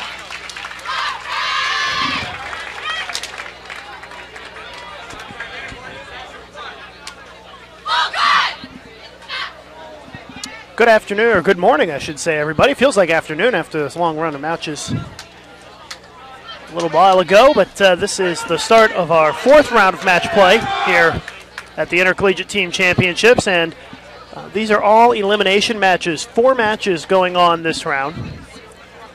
It's Wichita State versus Maryland Eastern Shore on the women's side.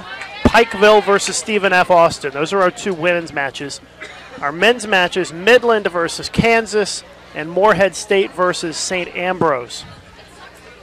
So that's what we have for you here in this round, and all the matches are right next to each other, right in front of us. So we have a great view of what's going on for all 4 matches.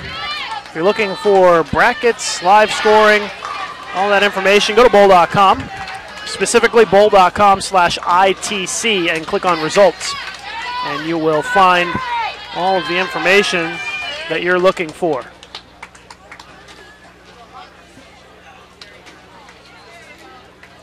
Our featured matches will be Midland versus Kansas men, Pikeville versus Stephen F. Austin women. Those are the matches that are on 15, 16, 17, 18. There are a couple of teams that are still alive in the tournament that are not bowling right now. And on the men's side, in the winner's bracket, Wichita State and Weber are on opposite sides of the bracket. And in the losers portion of the brackets, Robert Morris and Lindenwood are still alive. But all 4 of those teams have a bye this round. And on the women's side, the teams with the byes are Lindenwood and Weber, Midland, and McKendree. Those are the teams with byes here in this round on the women's side.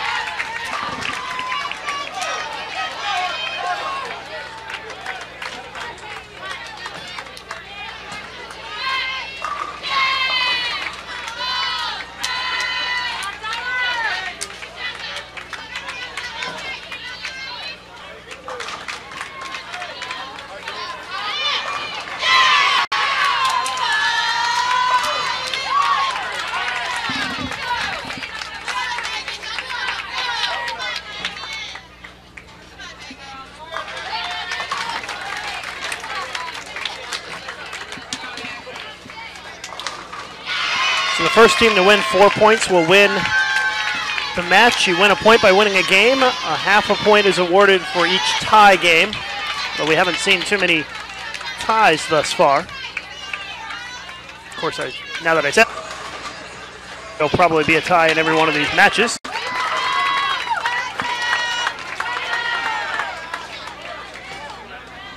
So 2 of the schools left in the women's side are NCAA schools, Maryland Eastern Shore and Stephen F. Austin. Kansas down 8 to Midland after 3 frames. Oh, missed single pin for Pikeville off to our left.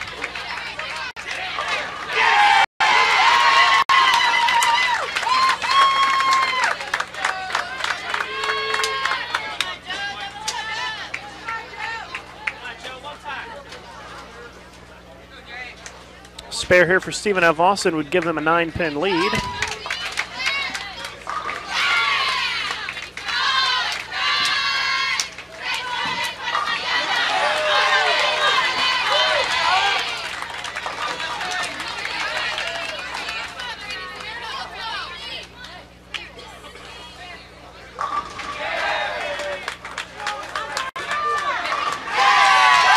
Joe Steiner gives Midland a double.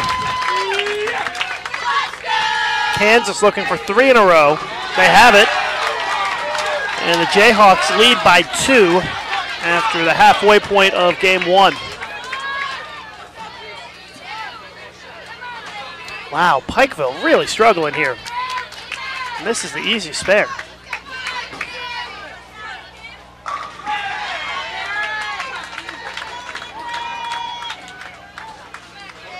Midland looking for their 3rd consecutive strike to go up by 8 pins. He liked it off his hand.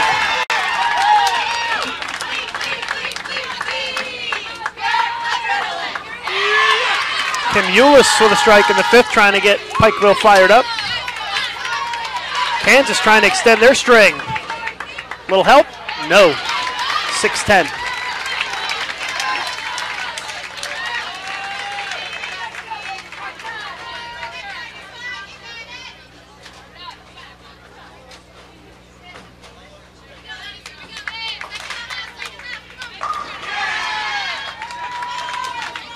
Midland looking for 4 in a row. Crosses over, leaves the 6-pin.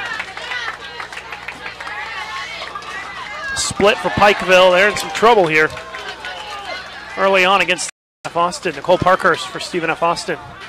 Crosses over, leaves the 6-10. Brooklyn fast 8.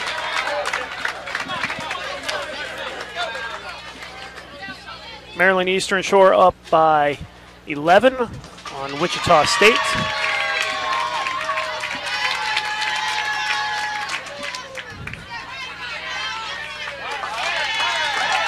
Nine-pin lead from Moorhead State against St. Ambrose, but St. Ambrose just threw their third consecutive strike to take a 1-pin lead. Nice shot by Kansas. They still trail by 9. You may notice some curtains off in the distance that's been set up during the break as they're getting the TV set prepared for tomorrow. So wondering what that is, that's what's going on. Strike for Pikeville in the 7th. They trail by 18. Tyler Cruz with a strike for Midland.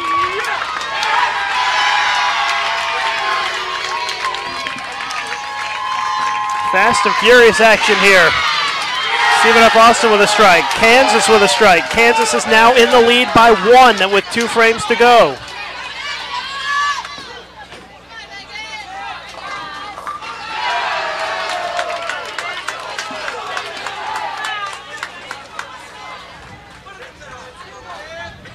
Midland, 9th frame. They take the lead back. They're up by 9. St. Ambrose and Moorhead State in a shootout down there. St. Ambrose with 5 strikes in a row. Moorhead State working on a double. Stephen F. Austin just threw a double. And another strike for Kansas. They go back up by 1 heading into the 10th. Great match early on.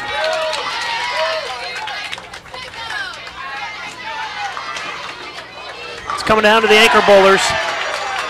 And they're not wasting any time. No, all these matches are really tight in the game 1. Joe Steiner, he pulled it through the face. Very lucky not to leave a split. He almost got a strike out of it. Leaves the 6-pin. Kansas needs to match whatever Midland does in the 10th. Needs at least 9. Gets 7. Gets 8. Gets 9. Oh my!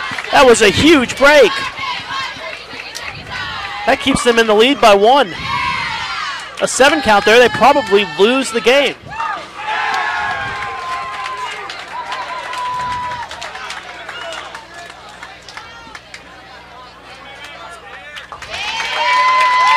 Entering the 10th frame, St. Ambrose is up on Moorhead State by 11. Both teams stringing strikes. There's a look at our scoreboard for our men's featured pair.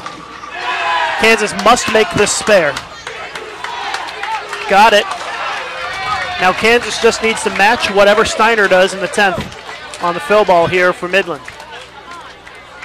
Moorhead State just threw the first one in the 10th to pull to within 1 off to our right. That's a great game over there too. Steiner gets 9. That means Kansas will need 9 on the fill to win by 1. Both Moorhead State and St. Ambrose striking in the 10th. Gets a strike and they win by 2. 237, 235. Kansas takes down Midland in game 1.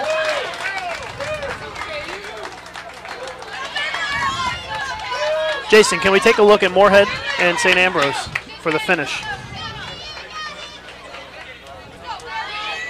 Big shot here from Moorhead State. And St. Ambrose is going to take the win.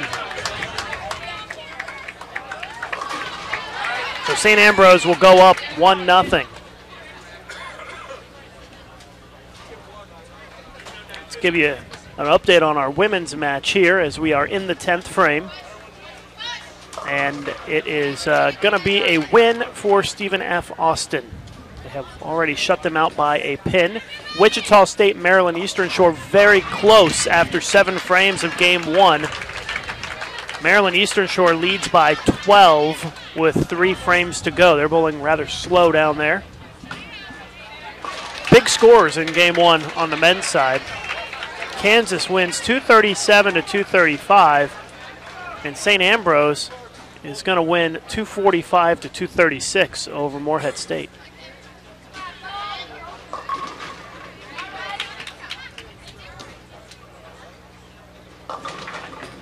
Not the way Midland wanted to start game number 2.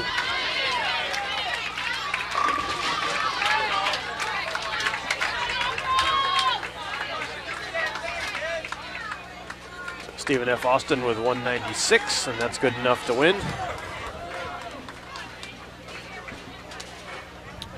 Wichita State left a 2-4-10 in the 8th frame.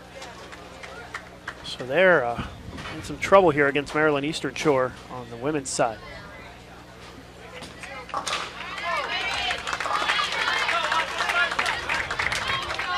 Great couple of opening games here in this round.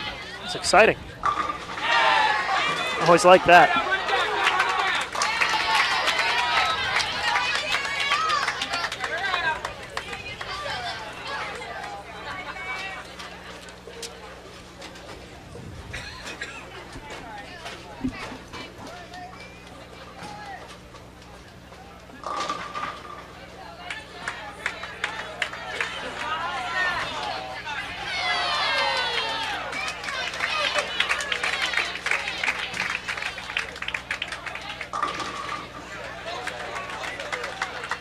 Second frame for Midland.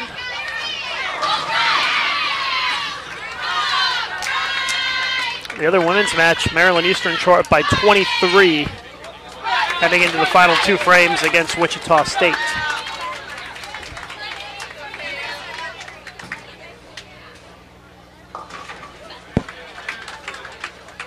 It's amazing how quick that first game always goes, and then it slows down immediately. Stop. Yep.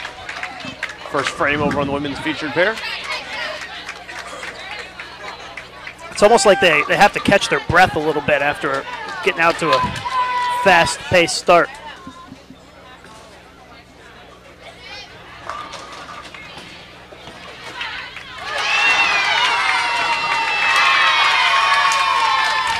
Strike for Pikeville to start game 2.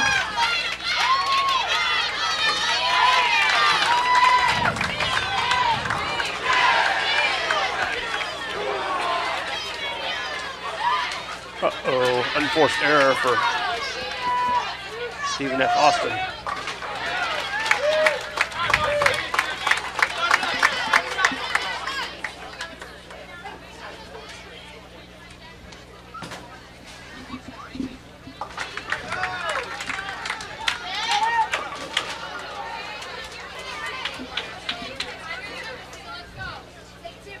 Jason, if you can take the camera that I've got here.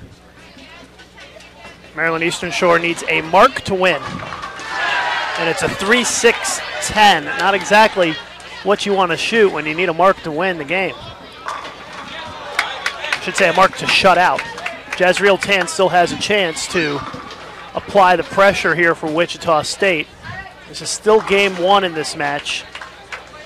A must-strike situation here for Jazreel Tan.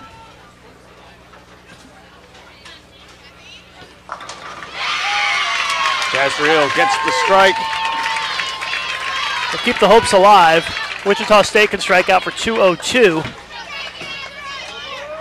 And that would force Maryland Eastern Shore to get the mark here. A mark and a strike on the fill would be 205 for UMES. Tania Falbo up shooting a 3-6-10. She's really taking her time. She's backed off twice now. Matching spares back in the men's featured match, so not missing any shift in that one. Here's Falbo, has to have the spare to win the game. Oh, and she misses it. A missed spare. And Jazreel Tan is going to have a chance to come from behind to give Wichita State a game 1 win. She needs another strike.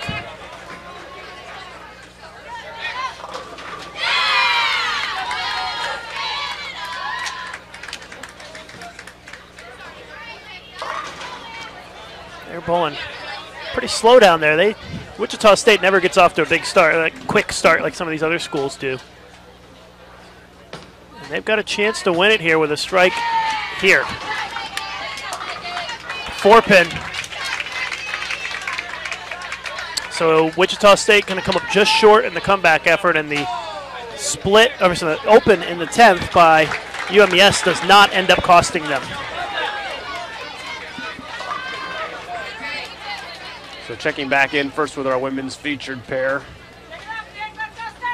That's a fourth frame split for Stephen F. Austin. They've gone open, open, strike. Pikeville has gone strike, open, spare. Pikeville up in the fourth frame.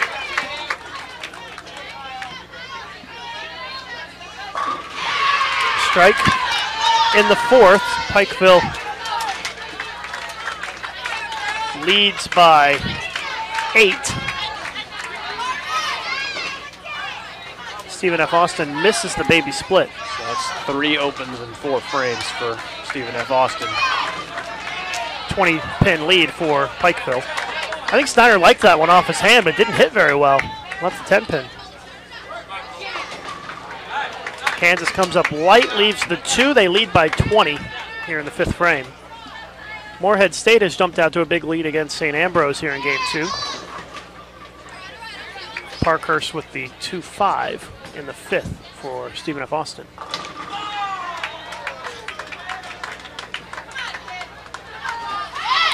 Former Team USA member Kim Eulis trying to get her team pumped up. That's a double for Pikeville. They go up by 30.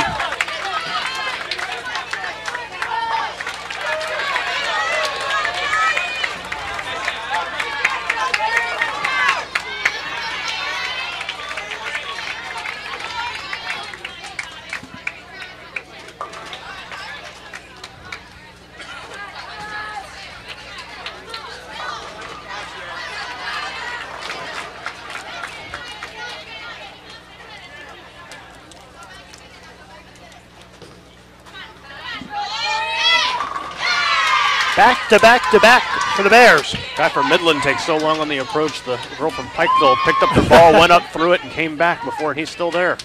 It's amazing to me that Pikeville's already in front of the ball return. I mean, Midland's already in front of the ball return. Hey, well, I guess well worth the wait. You know, you're going to throw a shot like that, take all the time you need.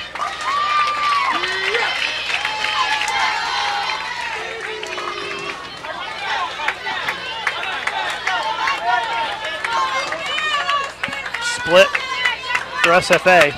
They're in a lot of trouble here. Things just not going their way this game. Nope. Pikeville can put the hammer down with a strike right here.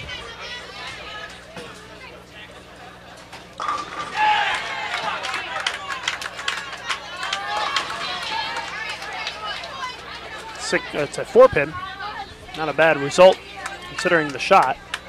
They lead by 43. 19-pin lead for Kansas after 6 frames. Oh, almost made it, wrapped it.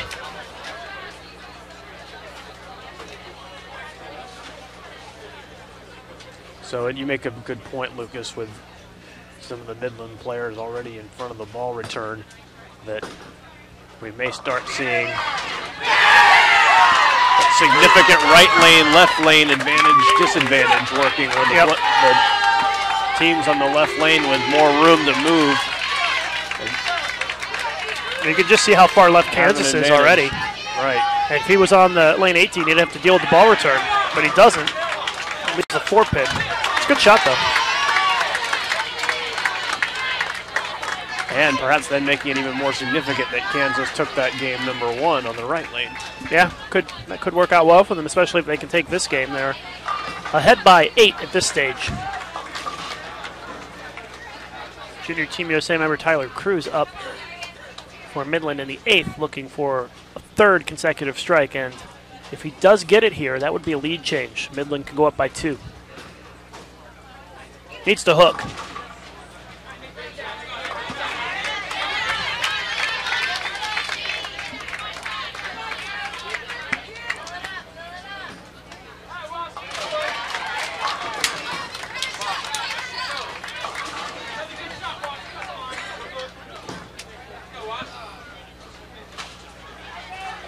Pikeville with an open in the 8th.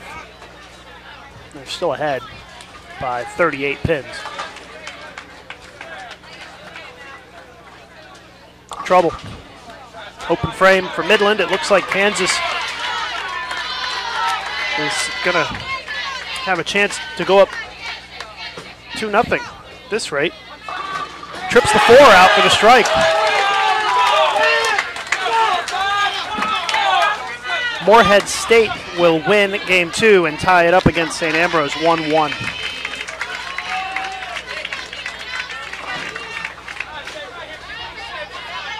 Ninth frame, Pikeville, they lead by 38.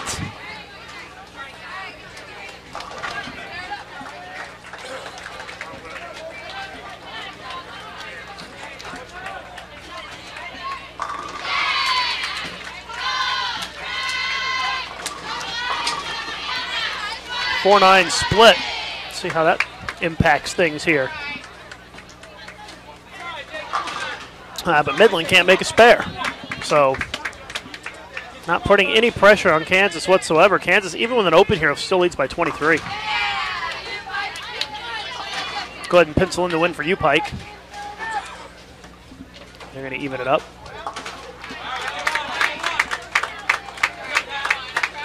.23-pin lead for Kansas heading into the 10th frame. They're just going to need 8 pins on 2 shots to shut them out. Midland will go first, though. So to have any chance, Steiner has to strike here, but the odds aren't in their favor. Because Kansas needs 8 pins on 2 shots for the shutout.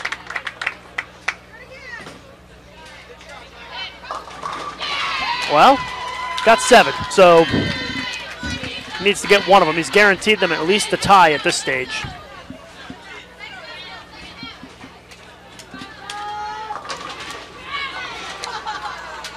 That was funny, we missed it. Kim Eulis thought she struck and she celebrated too early and the 7-pin didn't go down. That was funny. She's like, oh, fake.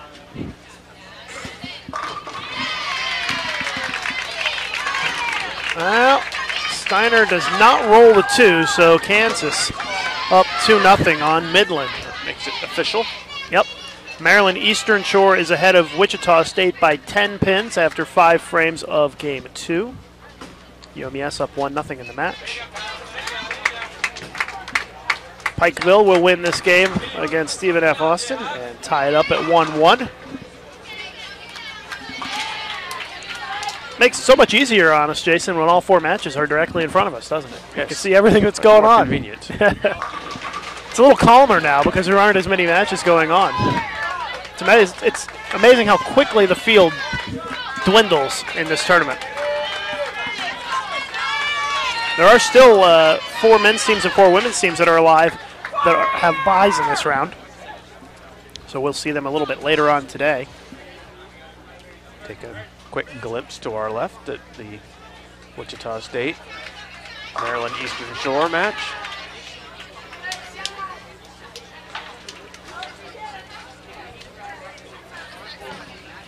This is a close game between Maryland Eastern Shore and Wichita State. Wichita State's going to have a chance to strike on their next shot to take the lead by a pin.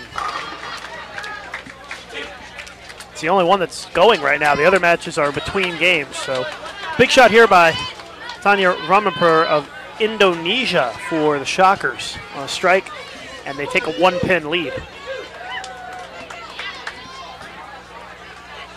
Looks good. A little weak. Put it in the pocket, though. So they still trail by 10 with the spare. Back over to the start of game 3.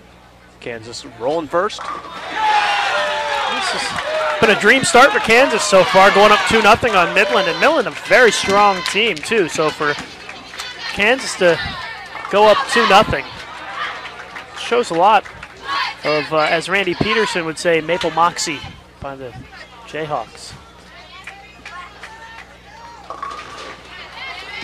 Split for Midland to start. And that left lane should be the advantage lane. You would think so. We've seen a lot of games won on lane 17. That's for sure. It's back-to-back for Kansas. But if Kansas goes up 3-0 somehow in this match, I mean, it's really hard to come back from 3-0 in this format. Because in that situation, Kansas only has to win 1 of the next 4 games. Starting up the next game on the women's featured pair. First frame, Pikeville matches Stephen F. Austin's strike.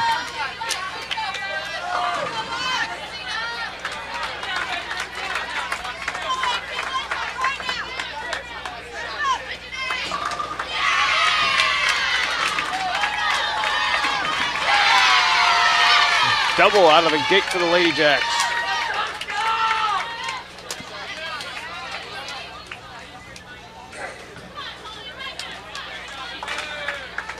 Looks like we'll have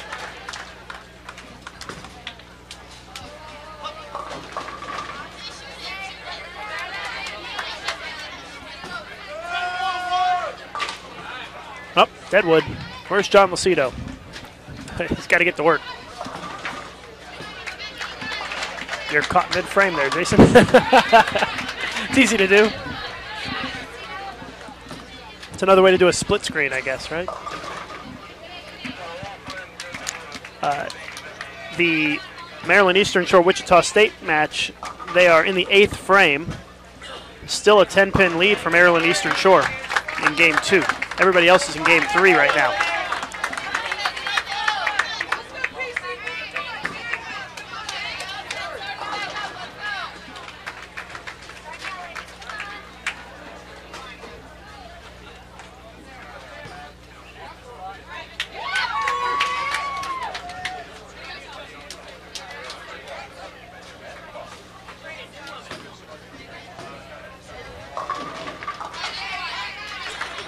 Pikeville trailing by 25 early on here.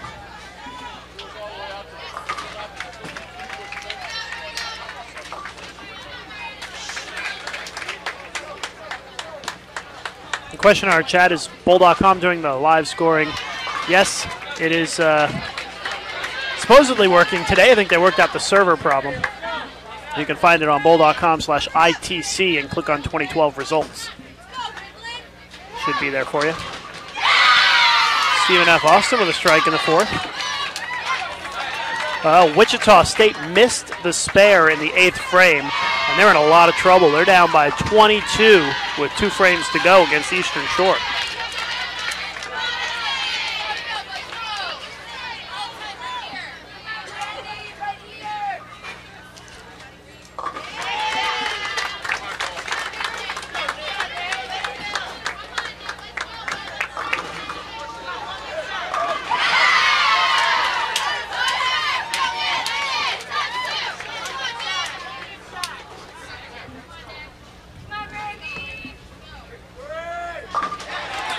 Spare for Kansas, they're up by 10.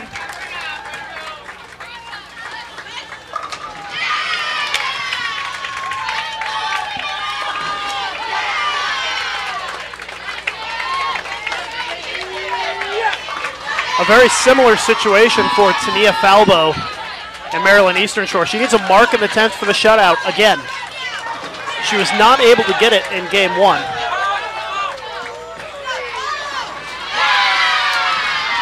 And guess what? She just left the 3-6-10 again.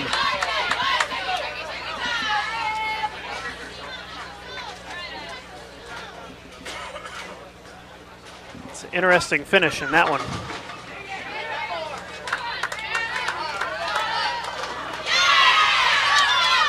Tim Eulis, double for Pikeville. Jazriel Tan, must-strike situation for Wichita State.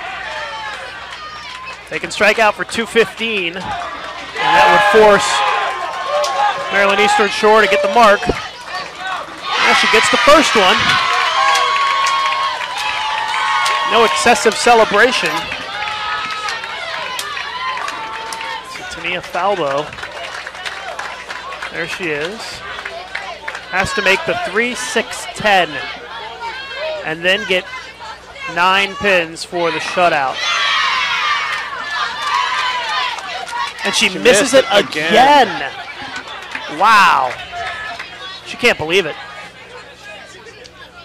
She's not getting it done in the 10th frame so far in this match for the Hawks.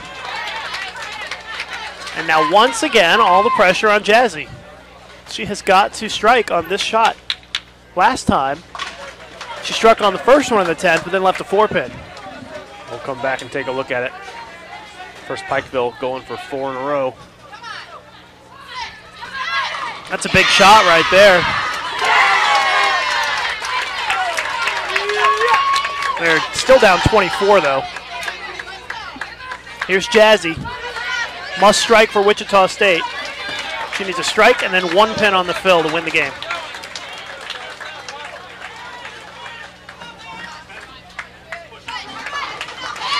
Oh, this time the 4 goes. Last time she left the 4, this time it goes down. That's why she's the player of the year right there, folks. Clutch. Pikeville continues their roll. Still down by 23. Here's Pikeville, so they've given themselves a chance at the comeback here. Down the stretch. Jazzy up, just needs a pin. She throws it in the gutter, they tie. I don't think that'll happen. Gets the strike. Clutch finish. Yep. Did what she needed to do in the 10th frame. 2:15-2:05. Wichita State wins and evens it up 1 game apiece. All right, as we reset things back on our featuring pairs. Big scream from Kansas. Stephen F. Austin. Oh, a bad break there. 7-10 split.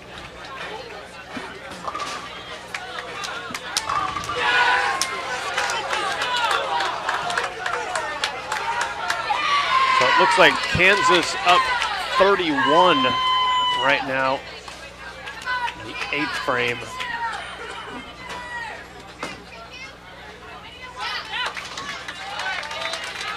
And Lucas, this Stephen F. Austin Pikeville one. Real tight now. Just got close. Yeah, 1 pin lead for Stephen F. Austin going into the 10th frame. And a couple of great anchor bowlers on that pair as well, with Kim Eulis and Nicole Parkhurst. Midland in a world of hurt here, down by 31. They're working in the 8th frame. They got to get something going here.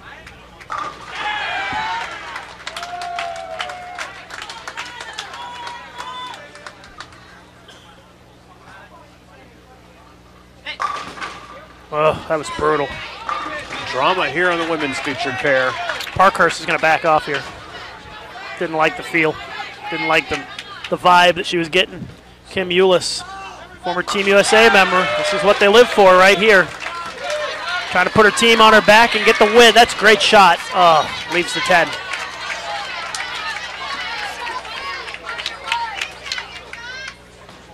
Parkhurst will need to fill 19 here in the 10th for the shutout. This is pretty good. Look at that reaction. That was a sweet shot right there, folks. That's about as good as it gets in a clutch situation. Very impressive. St. Ambrose looks like they're going to win Game 3 against Morehead State. Must make the spare here for Kim Eulis.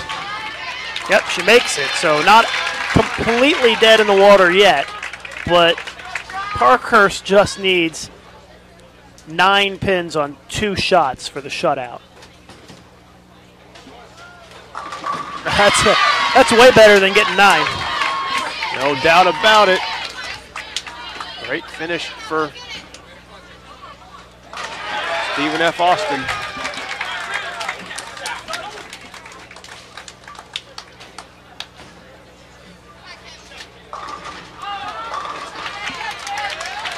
Boy, these matches are fantastic here this morning, aren't they, Jason? We've had some exciting stuff to see. It's really been a treat.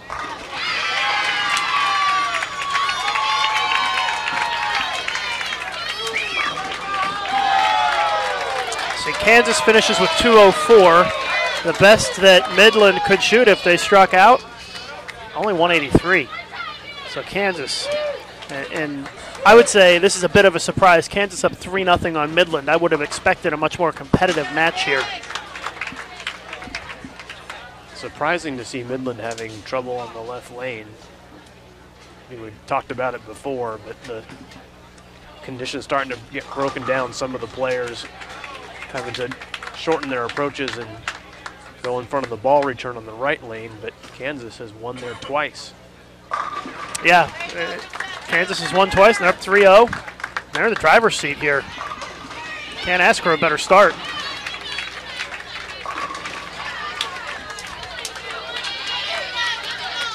St. Ambrose 222, Moorhead State 181. So St. Ambrose, the Fighting Bees, go up 2-1.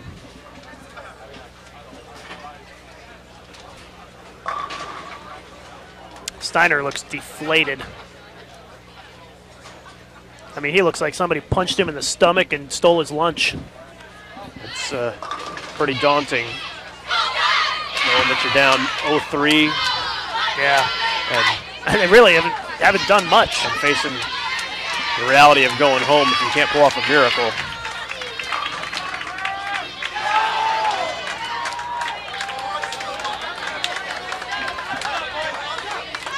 Back over to the women. First frame of the next one. Yep, getting underway at 4-5. Comes up light. Final score was Kansas 204, Midland 172.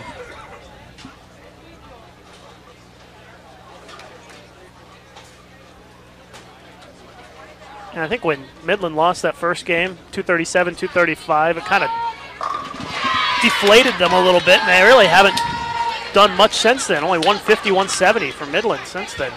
It's been a bad block for the Midland guys in terms of momentum. That's so much what match play is about.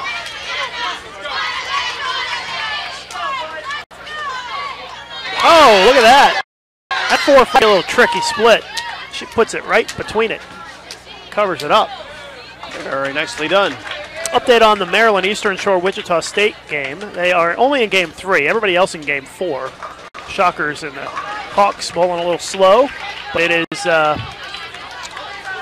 9-pin lead for Maryland Eastern Shore, it looks like. Maybe 10.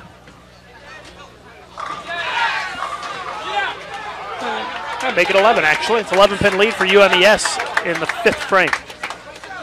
Keep you updated on that one.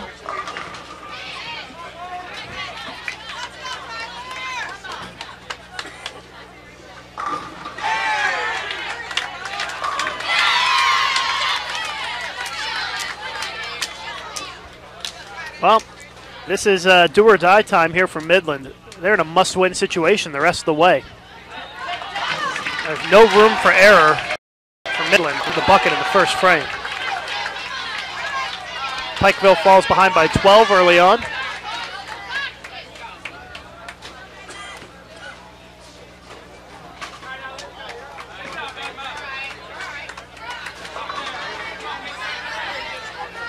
While we were watching that first ball from Stephen F. Austin, Kansas missed the 10-pin in the first frame. So with this single pin open to start things off over there.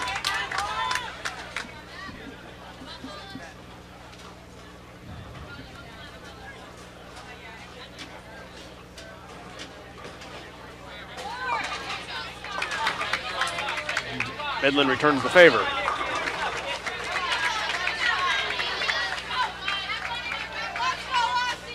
Having a little delay in our men's match. They're trying to do a score correction. Open frame for Pikeville. They trail by 11 after 3 frames.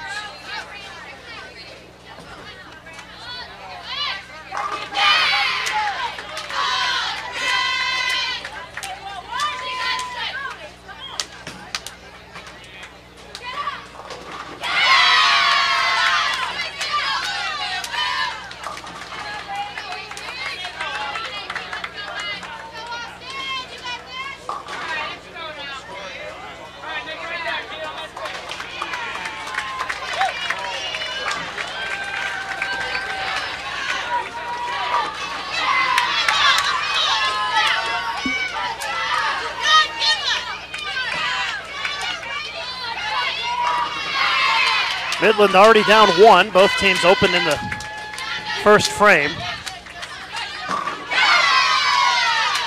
I just think Midland is too deep. I mean, I think it's unnecessary for them to be in front of the ball return at this stage.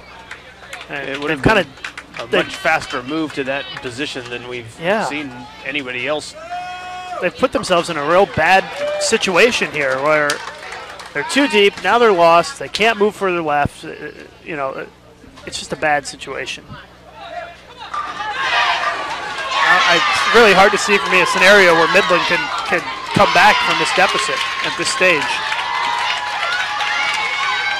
They're not getting any breaks. They're making wrong moves. It's just not going well for them this game. 6 frames of game 4.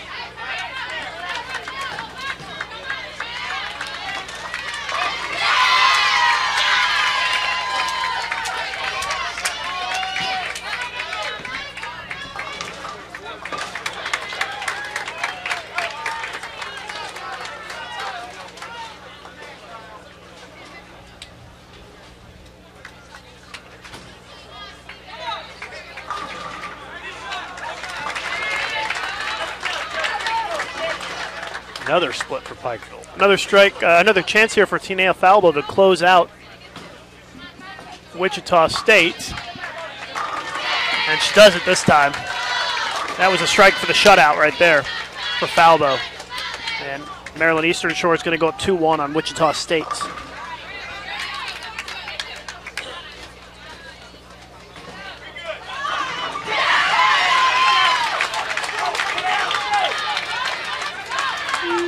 Now Steiner like that shot. So Kansas kind of having the opportunity to put it away, but not throwing too many strikes here.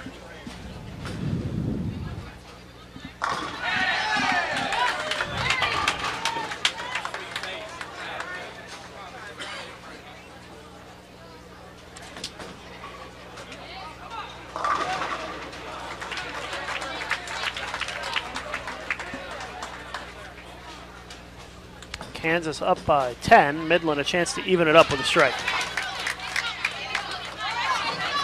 Didn't like that one. The 2 was wobbling around. Doesn't go down for Tyler. Pikeville has thrown 3 consecutive splits. And yep, and they're going to lose this game, it looks like. Down 47. So Pikeville's going to go down 3-1.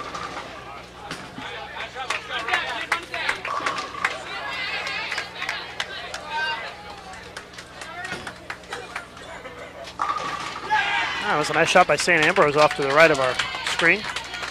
That was for a double. They're trying to get back in it. Down 25. They just cut it to 15.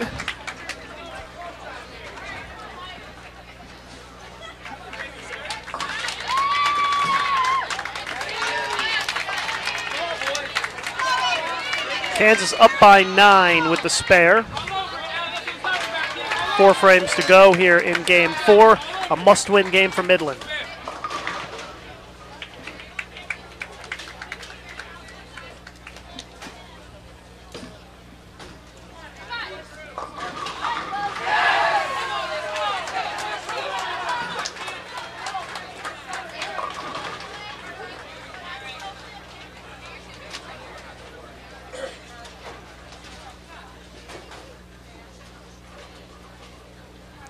Seventh frame, Midland trailing by 9. I mean, how many times are you going to miss the head pin right playing that deep before you move? It's mind-boggling to me that they haven't made a move to the right. I mean, it could be poor execution. I don't know, but they're missing the head pin right a lot.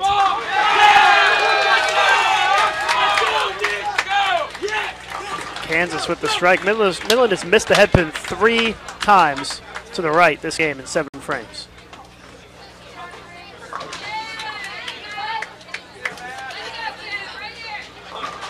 They've got to be pretty frustrated by it.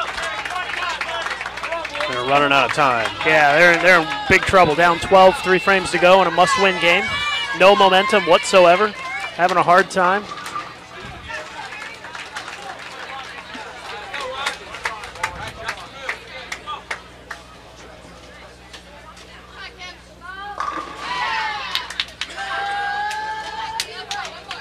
See the time to sort of get that position just up against the ball return.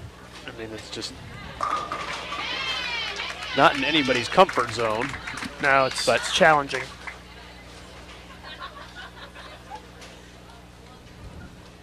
Moorhead State evens things up with St. Ambrose 2-2. And when they do hit the pocket, they can't carry.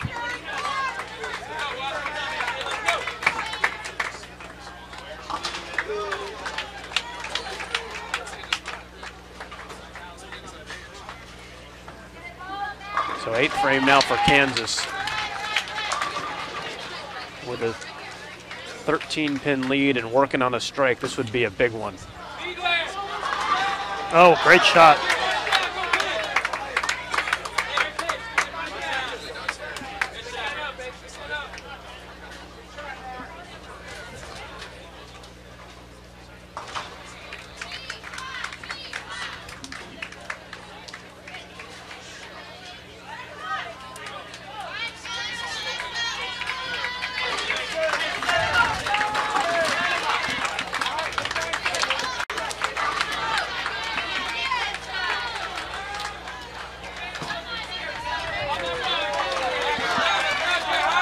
Kansas doing what they need to do, making their spares.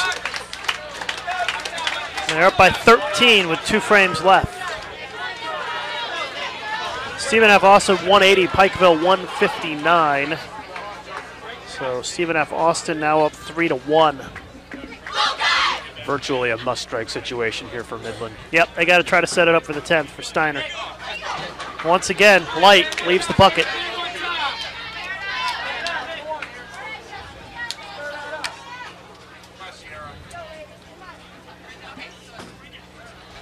If you're a Midland fan, this has got to be pretty difficult to watch. Now down by 17 pins. Kansas in control. Oh, and then you see that. Wow.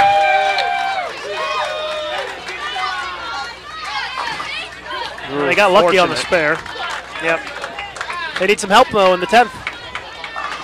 Steiner can strike out for Midland and give them 179. And that would force Kansas to mark. Kansas is going to go first. Yep, they just need a mark. A strike, expect a massive celebration. Looks good. There it is, that's a winner. 4-0 sweep of Midland for Kansas. How about that?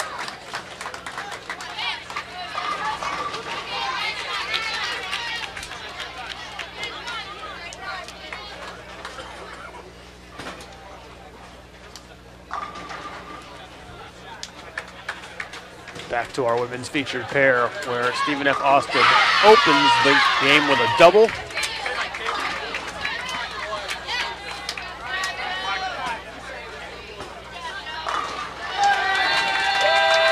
Pikeville's first frame is a spare.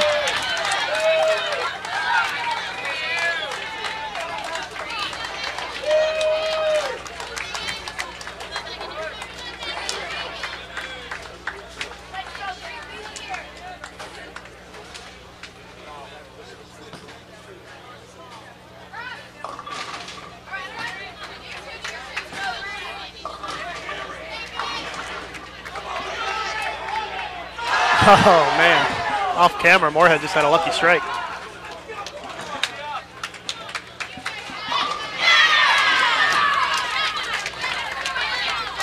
Great bowling by Kansas.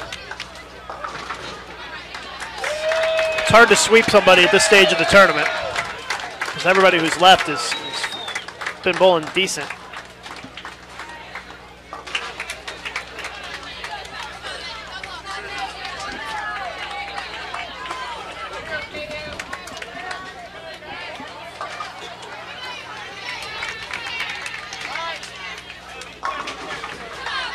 Pikeville in the third, looking for the double. Instead, it's a big 4 split. They had a chance to take the lead right there.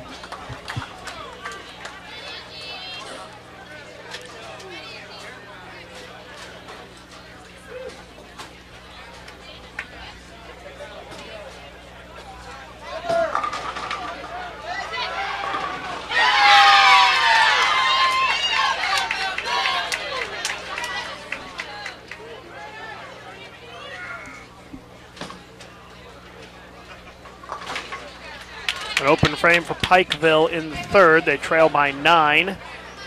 Again, this is a must-win game for Pikeville. They're down 3-1 in the match.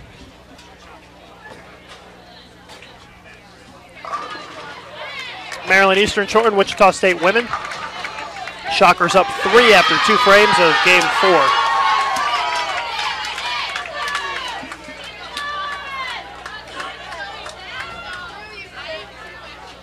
Randy Hensley for Pikeville in the fourth. UNF Austin has thrown a quick double here. SFA out to a 19-pin lead.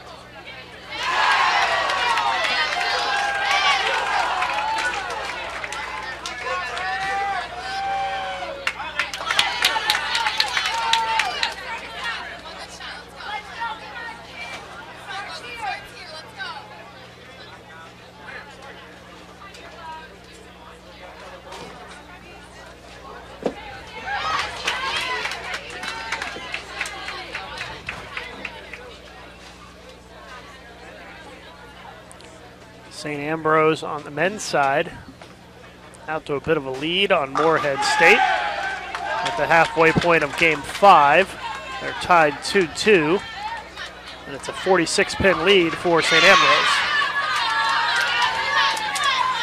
Euless doing everything she can to get the Bears pumped up. They are down by 18. Remind everyone that this live coverage on Bowl TV is brought to you by USBC. Thank all the USBC members who are watching. It's because you bowl in certified leagues. That's the reason that we're able to have the USBC Intercollegiate Team Championships and provide you this coverage on Bowl TV and Bowl.com. I also want to invite everyone to subscribe to our YouTube channel. You'll get an alert whenever there's a new highlight that's been uploaded. Also, feel free to follow us on Facebook and Twitter. We're well over 80,000 fans on Facebook and look forward to crossing that 100,000 mark soon. Your help would be appreciated. If you like this great action, being able to see live coverage of bowling events from around the world, we appreciate your support at USBC and helping make it happen.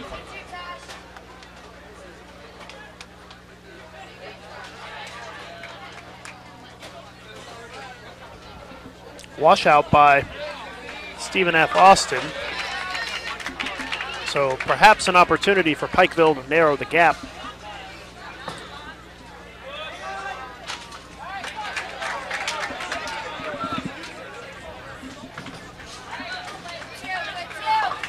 Also, for everybody watching on our primary YouTube channel, you'll see a tab at the top that says mybowlingvacation.com. You have a moment, click on that and see how it works. It offers you all kinds of great discounts on travel to special deals at cities where there are bowling tournaments taking place, but great deals all over the country. It's mybowlingvacation.com. Check it out. I think you'll be pleasantly surprised that you can sometimes save over all the other internet travel sites there.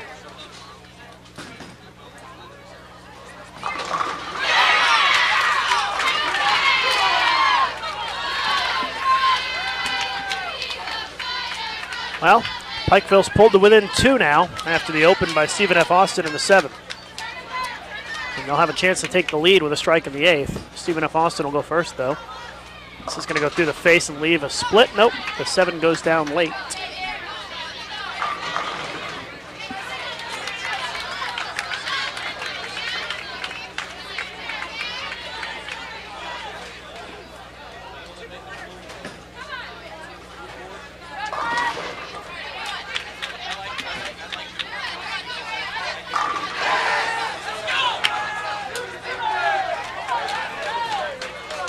Maryland Eastern Shore and Wichita State continue to bowl slowly. They are approaching a game and a half behind everybody else. They're still in game 4. They're only halfway through game 4. It's a 17-pin lead for Maryland Eastern Shore.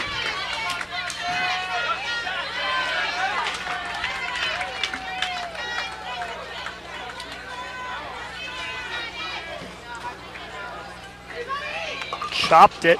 Could see that coming halfway down the lane. Huge opportunity for Pikeville. Look at this.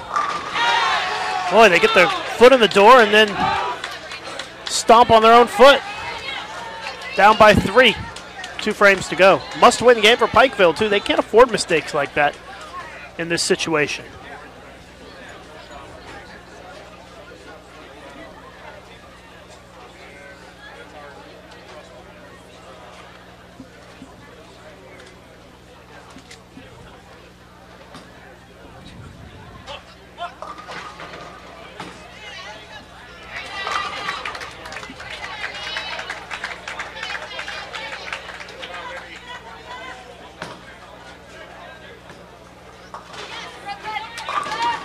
Oh my, what a break there for Brooklyn. Carries it. Stephen F. Austin still up by 3. That's way right. Leaves the bucket. Tough spare attempt coming up.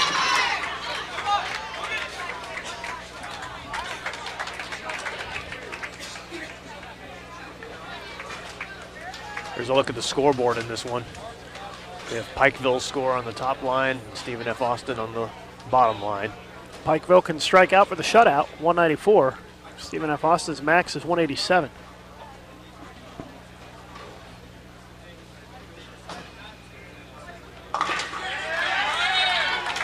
Looks like St. Ambrose is going to win game 5 against Morehead State. They'll just need count in the 10th.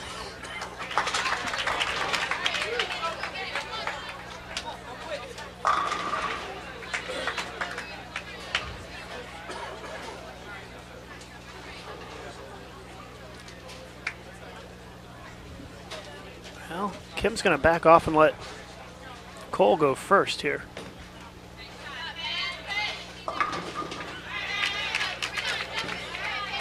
Oh, that's way right. Oh, wow. Rolls the 2. That forces Euless to strike here. Has to have it, or they are eliminated. And it's over for Pikeville.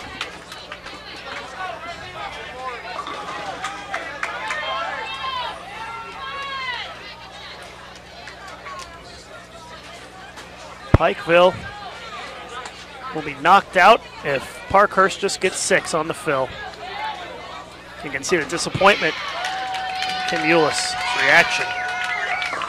That's enough. The celebration by Stephen F. Austin, 185, and they will win this game by at least 3 pins and take the match 4-1.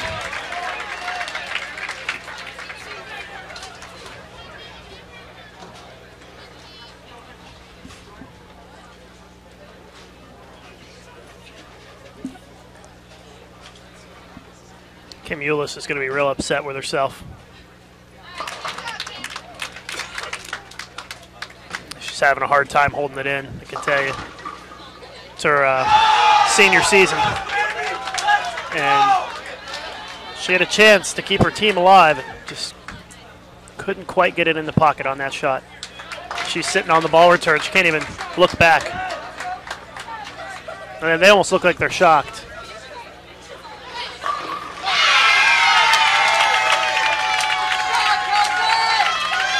Pikeville's been knocked out 4-1 by Stephen F. Austin.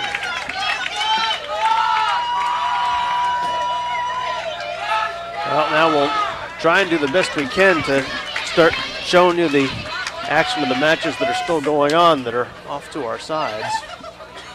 Yeah, it's a 2-pin lead for Maryland Eastern Shore going into the 10th frame. Tania Falbo up.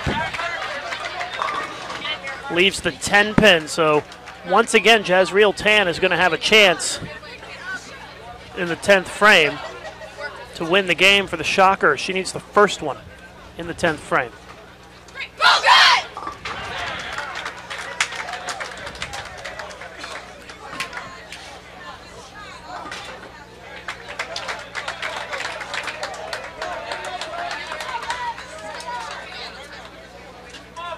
strike to win the game.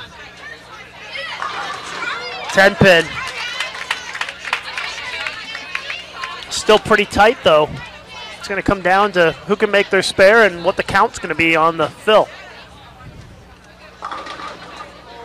If they both make the spare, Maryland Eastern Shore with a 1-pin count advantage for the fill. Okay, Tania Falbo makes her spare. So Wichita State needs to make the spare here in the 10th as well.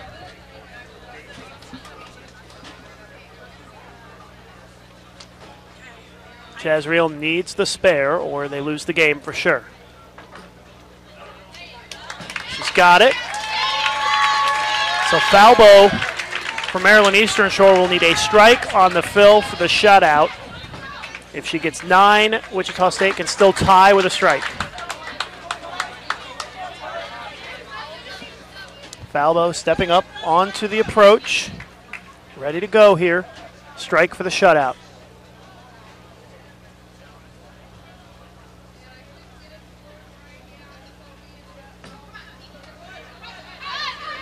Oh, she gets 6. Wow. 171, and that means Jazreel Tan needs 8 for the win. And that would even the match at 2-2.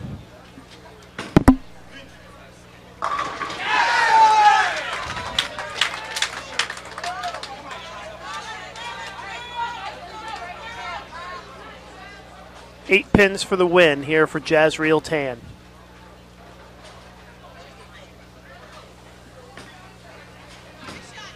Crosses over and gets 9. They win 173-171, and the match is tied 2-2.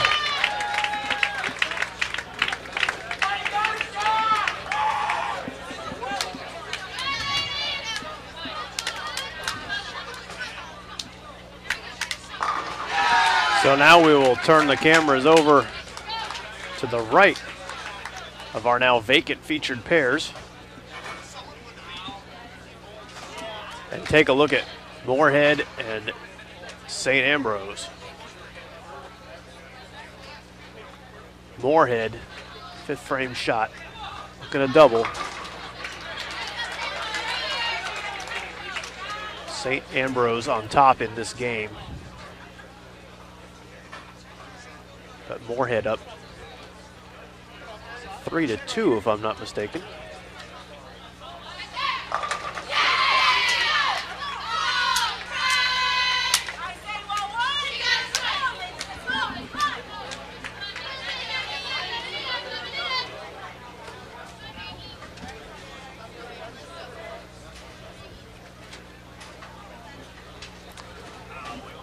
So the St. Ambrose guys are in the lead by 22 here after 5 frames of game 6, and they lead the match 3-2.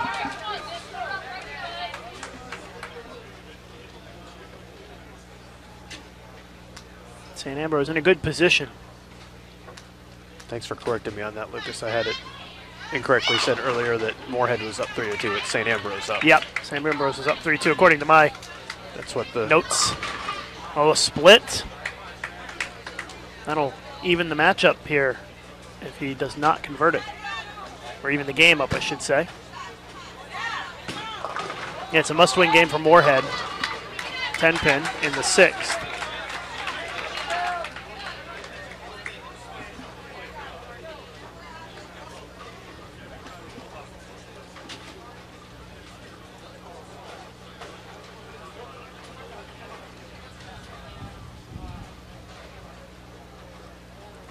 Split attempt, has a chance. Oh, wow. He can't even believe it himself. That maintains a 20-pin lead for St. Ambrose. Converts the 6-7-10 split in the 6th.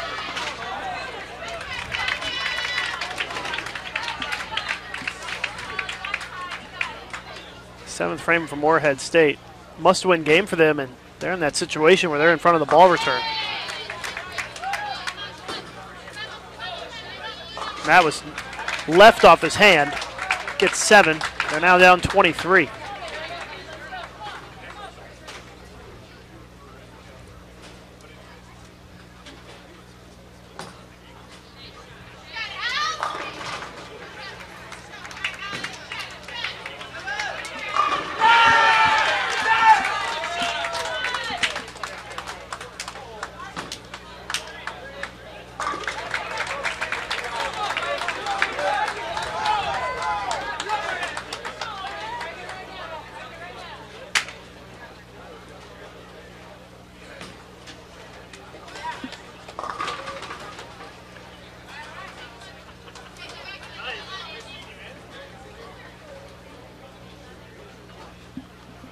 Eighth frame, St. Ambrose up by 23, a chance to go up by 33.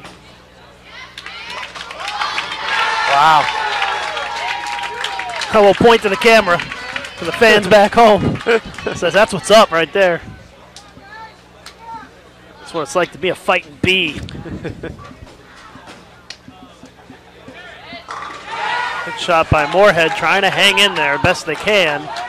Down by 33, though, with only 2 frames to go. That's going to be a tall order.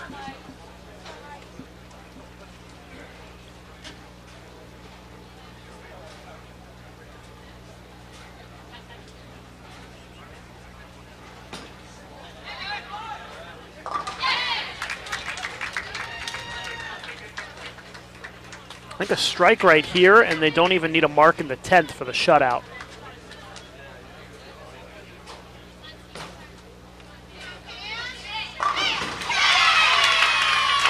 Oh, what a great shot.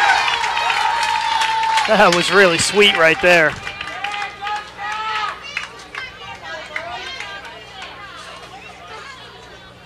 Moorhead doesn't strike here. They are completely done. It's Mike Kahn. Crosses over, and that'll do it. St. Ambrose will win the match 4-2. And move on. Moorhead State is eliminated.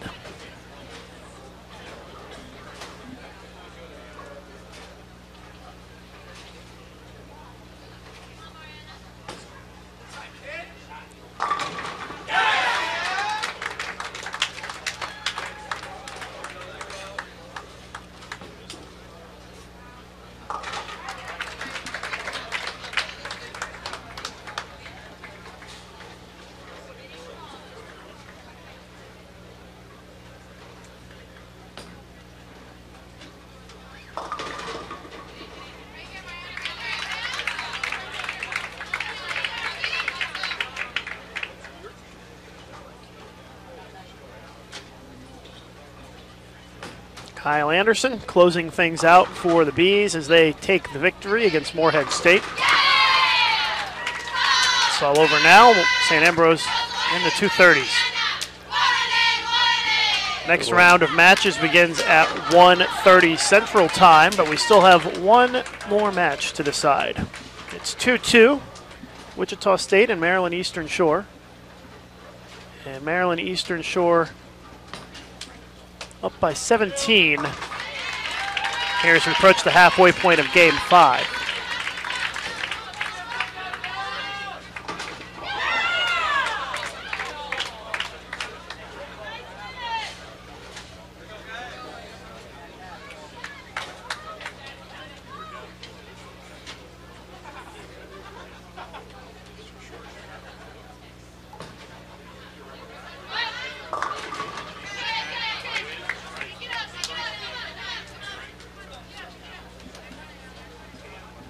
So still a 16-pin lead for UMES.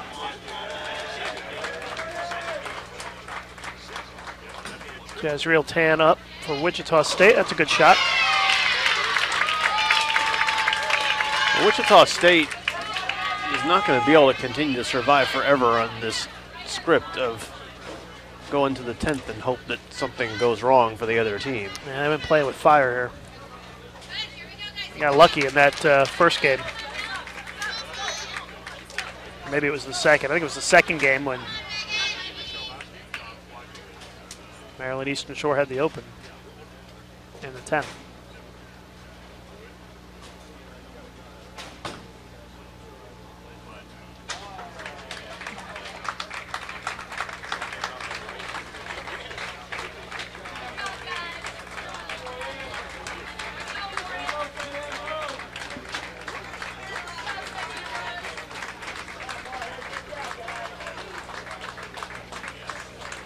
And now you get a perfect example of why this match is taking so long. They are taking forever between shots. Tanya with a double. Pulls them to within 6. I guess if you're going to take that long and you're going to throw it that good, I guess that's okay.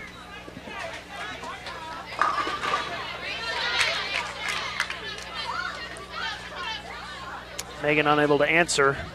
Leaves the 10-pin in the 7th. So now a 5-pin lead for the Hawks, but Wichita State will have a chance to take a 5-pin lead themselves if they strike in the 7th. You've seen both these teams quite a bit, Lucas. Is it a matter of that they both prefer to be in a position where the other... They both prefer to be in the position where the other team is finishing first, and so it's kind of a... I think they're just very... they're just slow. I'm trying to think of a nice way to put it. They're just slow.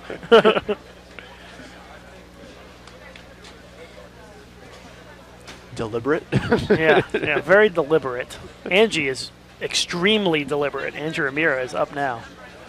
She was bowling on the NCAA telecast last week, and I tweeted, "Up, Angie's up, time to go get a drink." And then by the time I got to the refrigerator, got a bottle of water and sat down, she still hadn't thrown the shot.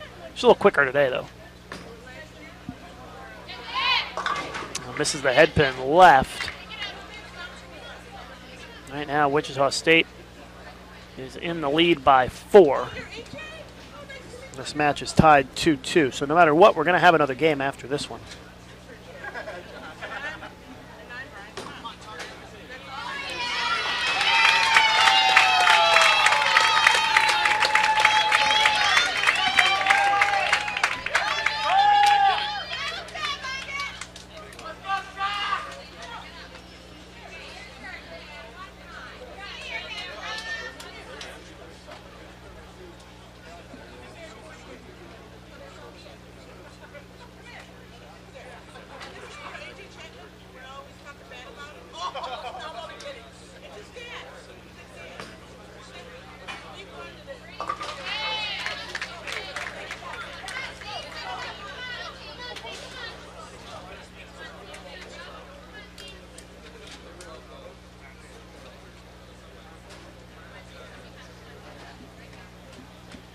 So 3 frames to go for Wichita State, 2 frames left for Maryland Eastern Shore. It's a 4-pin lead for the Shockers.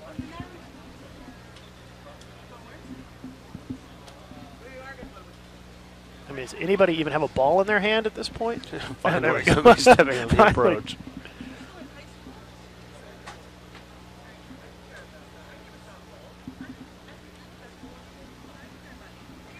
Eighth frame for the Shockers. Through the face, it's a split. It's trouble. It's a potential lead change right there if she does not convert it.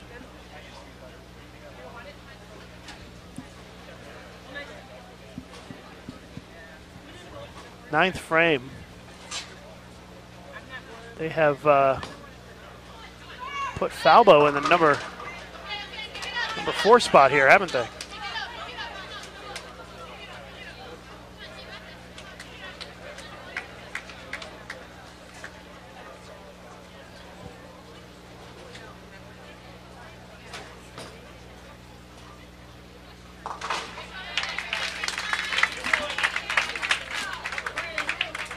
So now Eastern Shore up by 7 with 2 frames to go.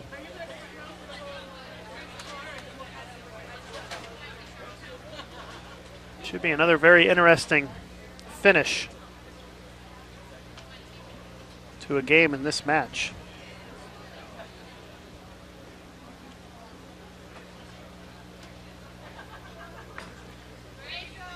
How many times has Falbo left the 3-6-10 today in this match? She makes it that time.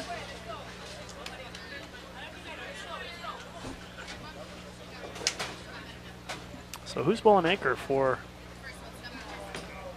Maryland Eastern Shore? It's Angie, huh? No, it's Mariana Alvarado, I believe, as Wichita strikes in the 9th. That means Wichita will have a chance to shut out Maryland Eastern Shore.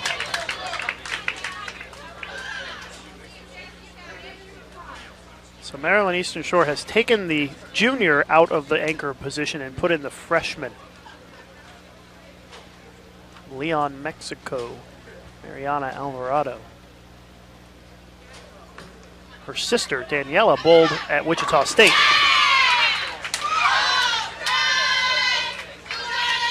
So that's kind of an interesting side story. Max score for Eastern Shore is 200. Wichita State can strike out in the 10th for 203. First one's pretty big.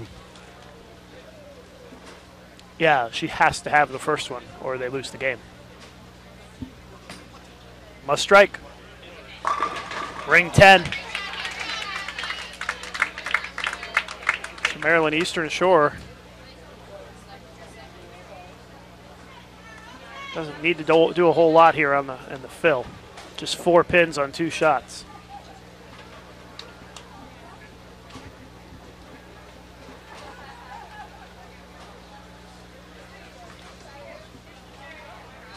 Crosses over, gets 9. That's enough.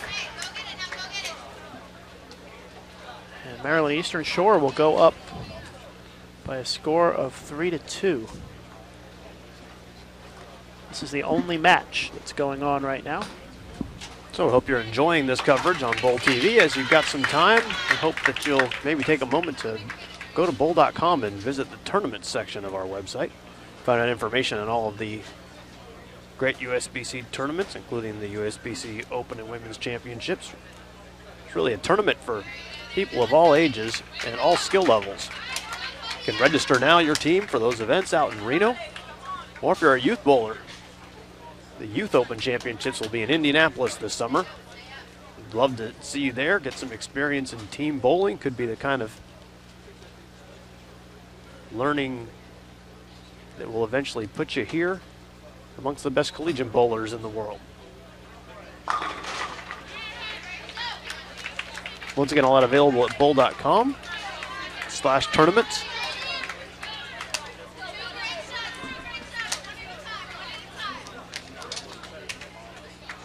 Hope everybody who's watching has subscribed to our YouTube channel, where you'll find out as soon as Matt Lawson has highlights for the day uploaded. Terrific coverage from all of our USBC events on the YouTube channel. Please like us on Facebook as well. And again, a special thanks to all of our USBC members, everyone who bowls in a certified league, USBC certified competition, and USBC membership. The reason that we're able to bring you this kind of coverage and host these type of events. Thank you to all of our USBC members watching.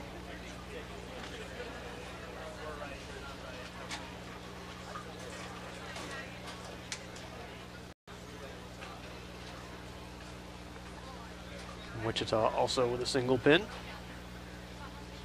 which we'll see if they will convert here in a few seconds.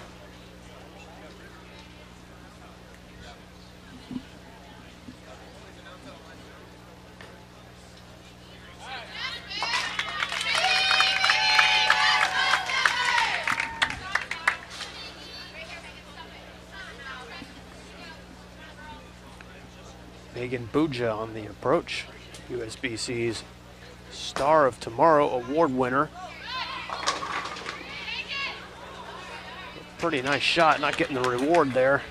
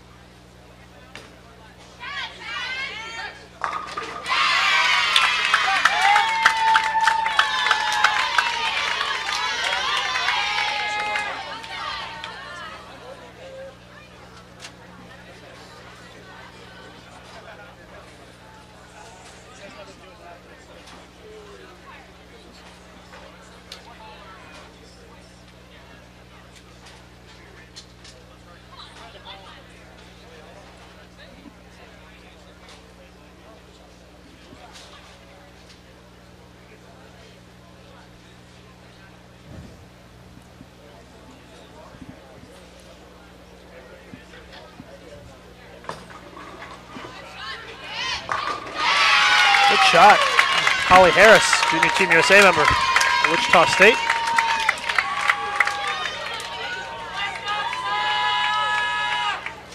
Gives Wichita State the lead by 11.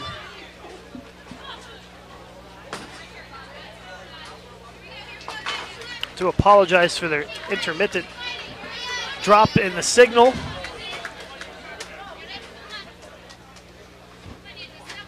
It's outside of our control. We just got to cross our fingers that holds up a little bit better the rest of the day.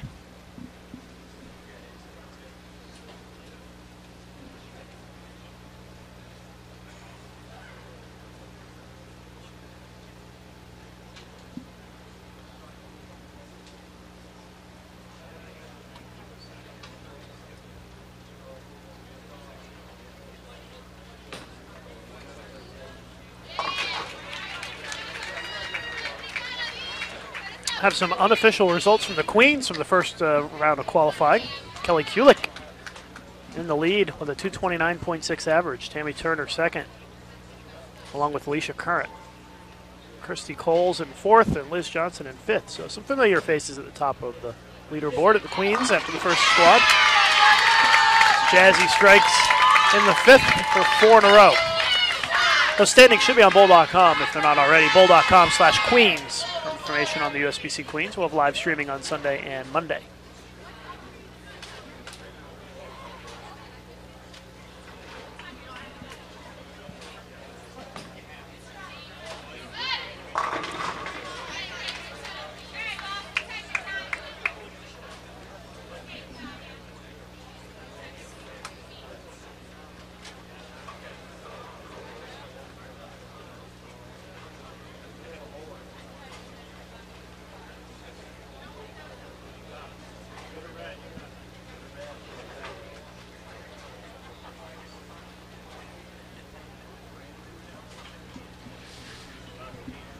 Wichita State really pulling away here in Game 6, a must-win game for the Shockers. They're down 3-2 in the match. They're up by 34 at this stage. A chance to go up 44. Uh-oh. Look out.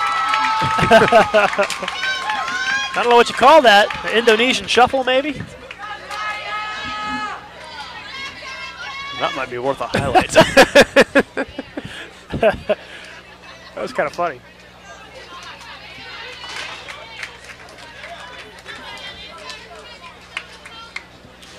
I think that's my favorite individual celebration of the tournament so far. Pretty good. Seen some good team ones, but that was good.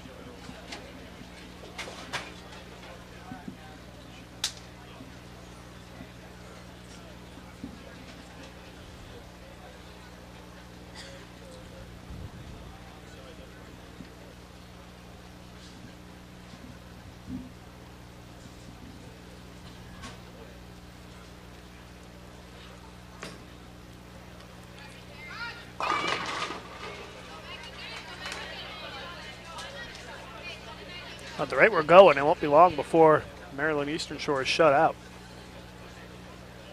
They haven't struck through 5 frames, and Wichita State has struck on 5 of 6 to start. Oh, and they're tripping 4 pins now. Uh-oh. It's getting a little crazy out there for the Shockers.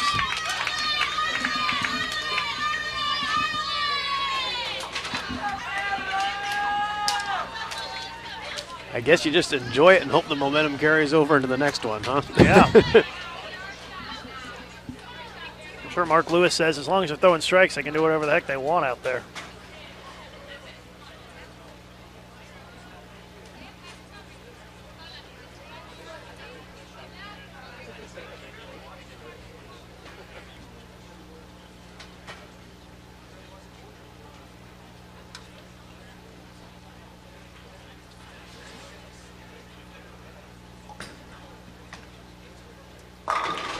Finally, Eastern Shore on the board with a strike. For those of you just tuning in and missed the other matches, Stephen F. Austin defeats Pikeville in the other women's match. In the men's matches, Kansas beats Midland. St. Ambrose defeated Morehead State. Wichita State looking for 7 in a row. Another 4-pin goes down.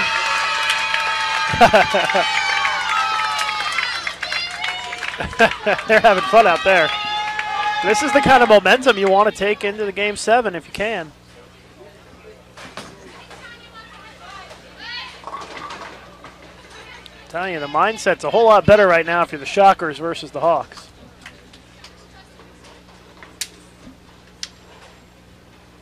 Although the Hawks can take solace in the fact that there will be a lane switch, so. Yep. And they will head over to that right lane.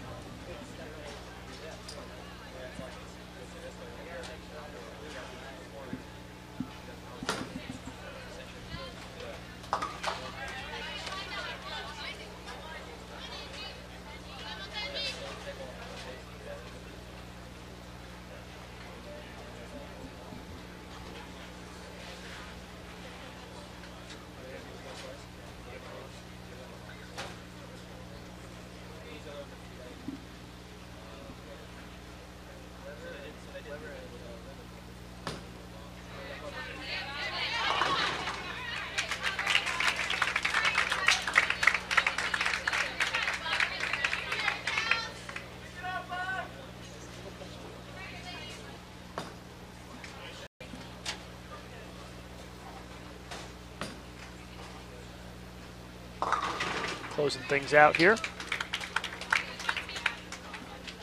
So they won't take as much momentum into the Game 7 as they could have.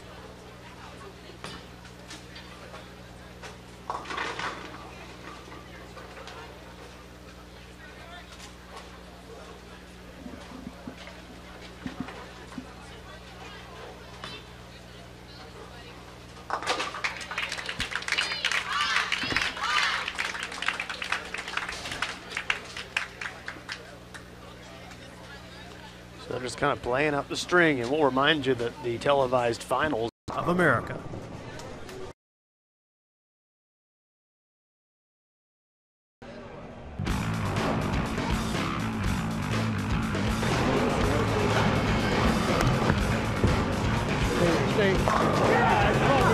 Come on, baby. Come on, baby. Let's go, guys. Let's go. Let's go.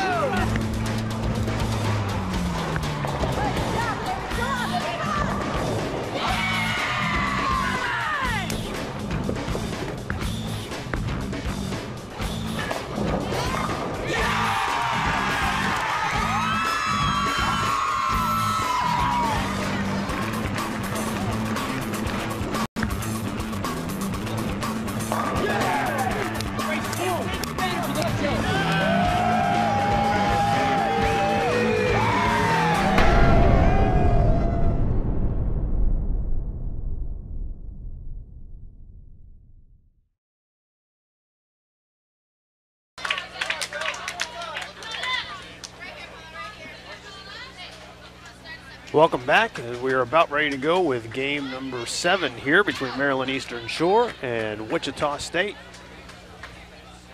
It all comes down to this.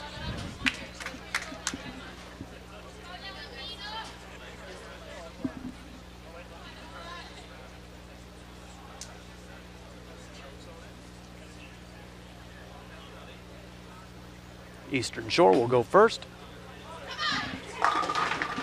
Oh, a little love tap on the tap.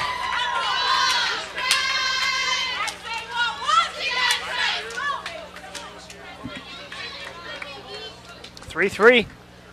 Well, it comes down to this one.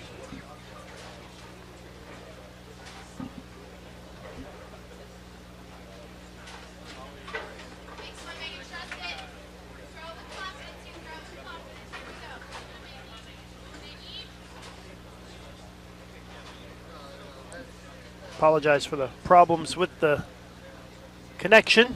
Not much we can do about it, though. Just try to be patient and push refresh, and it should come back for you.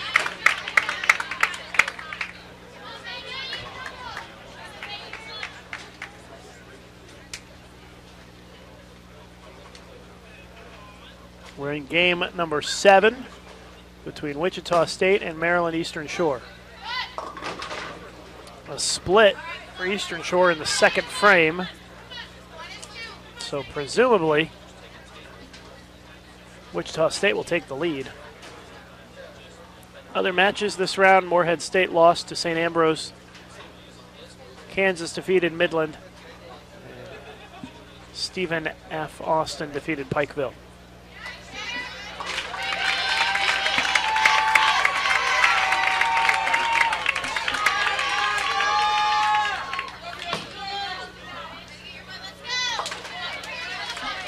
Open frame for the Hawks in the second. They trail by 12.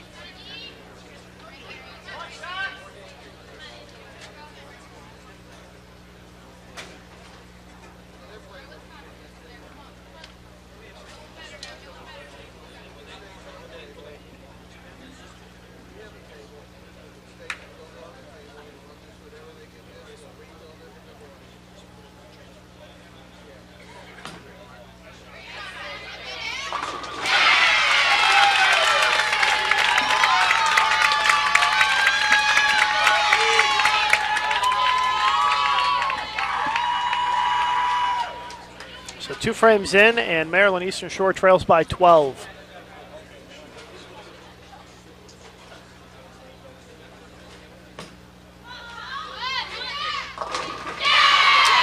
Angie with a strike in the third.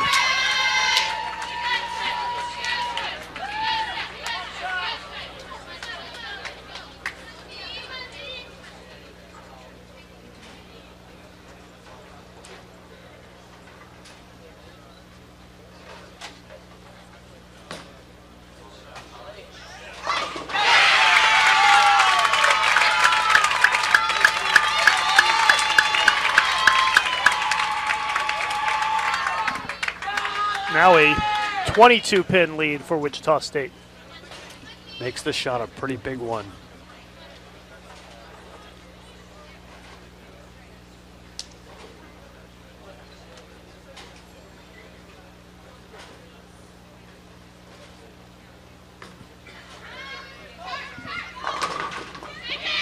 Oh, look at it go! Weebles wobble, but they do fall down. How about that? That was huge. Cuts it back down to 12.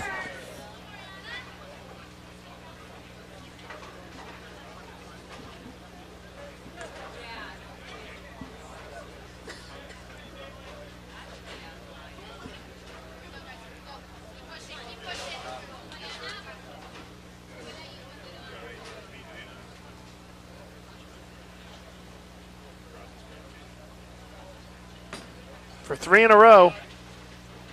The lead's back to 22.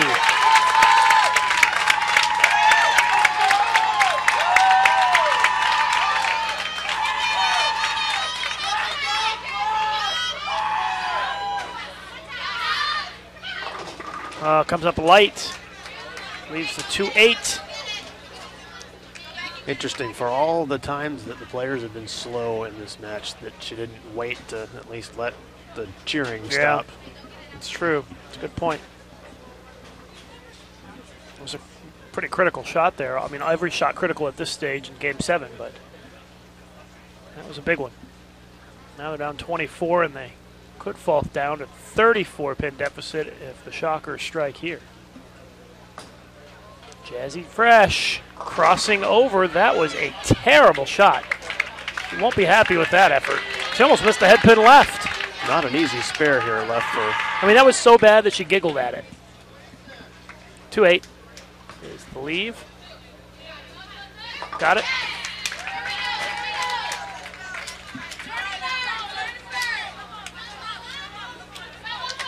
So 23-pin lead for Wichita State.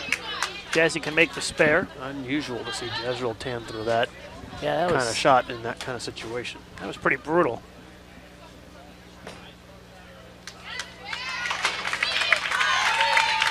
Half a game to go. Wichita State up 23 in Game 7.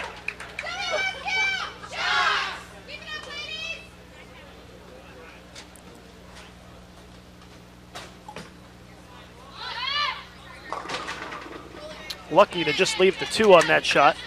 She asked for help off her hand, wanting it to hook.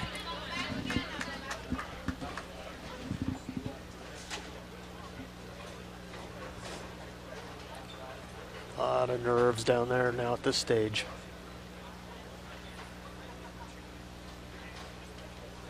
USBC Intercollegiate.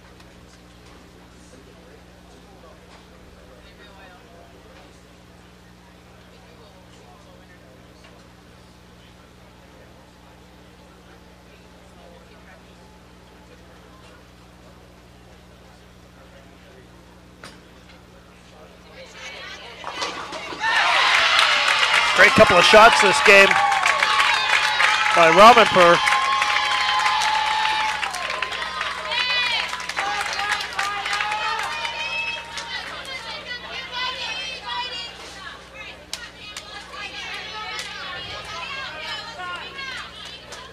Shaping up to be an interesting finish here, I think. Scoreboard. I don't know what the...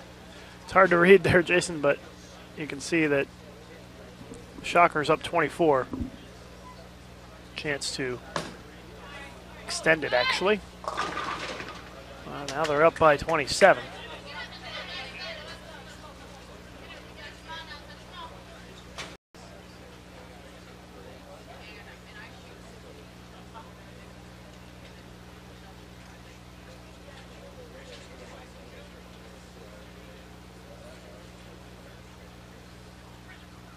Down 11. 6-pin. Now they're down 12 with the count.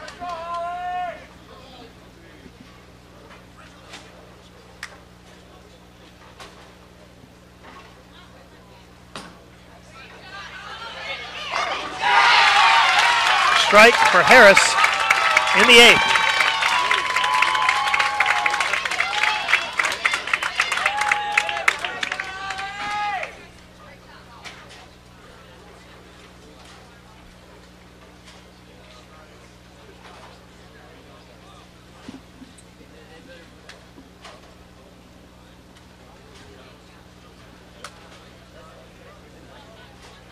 So a 12-pin Wichita lead. Andrew Ramirez up in the 8th.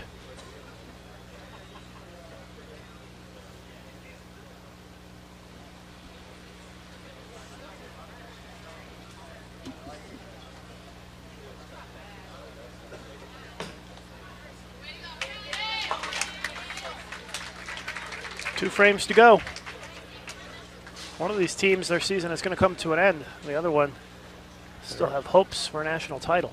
They're all huge shots with this one in the 9th for Wichita. Yeah. Can go up 22 with a strike right here heading into the 10th. Kelsey Muther looks good. Oh, clutch.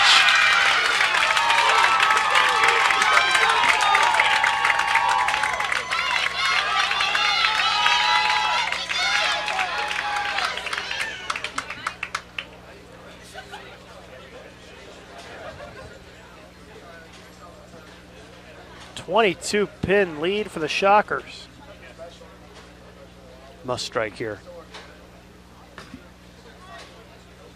Crosses over, leaves the 6, and Wichita State in the driver's seat now.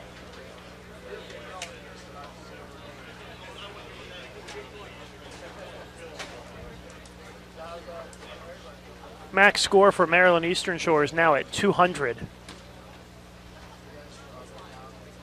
Israel Tan won't even need a mark in the 10th. She'll need great count, and that would be enough to guarantee no worse than a tie.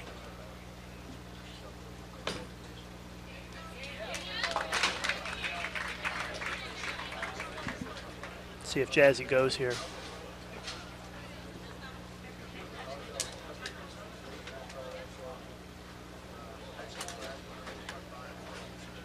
If she goes 9 miss in the 10th, she'd shoot 200, which is the best that Maryland Eastern Shore can shoot.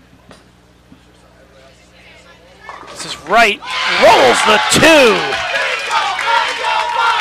And that's a winner right there. Wichita State defeats Maryland Eastern Shore to move on in the bracket.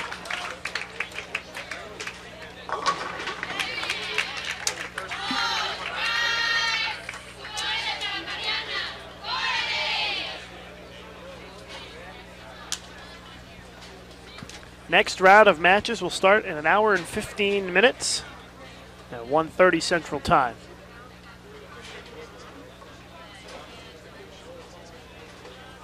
The players will get a little bit of a lunch break here. Be a very short break for Wichita. Yep. They'll only have a little bit more than an hour to regroup and get something to eat.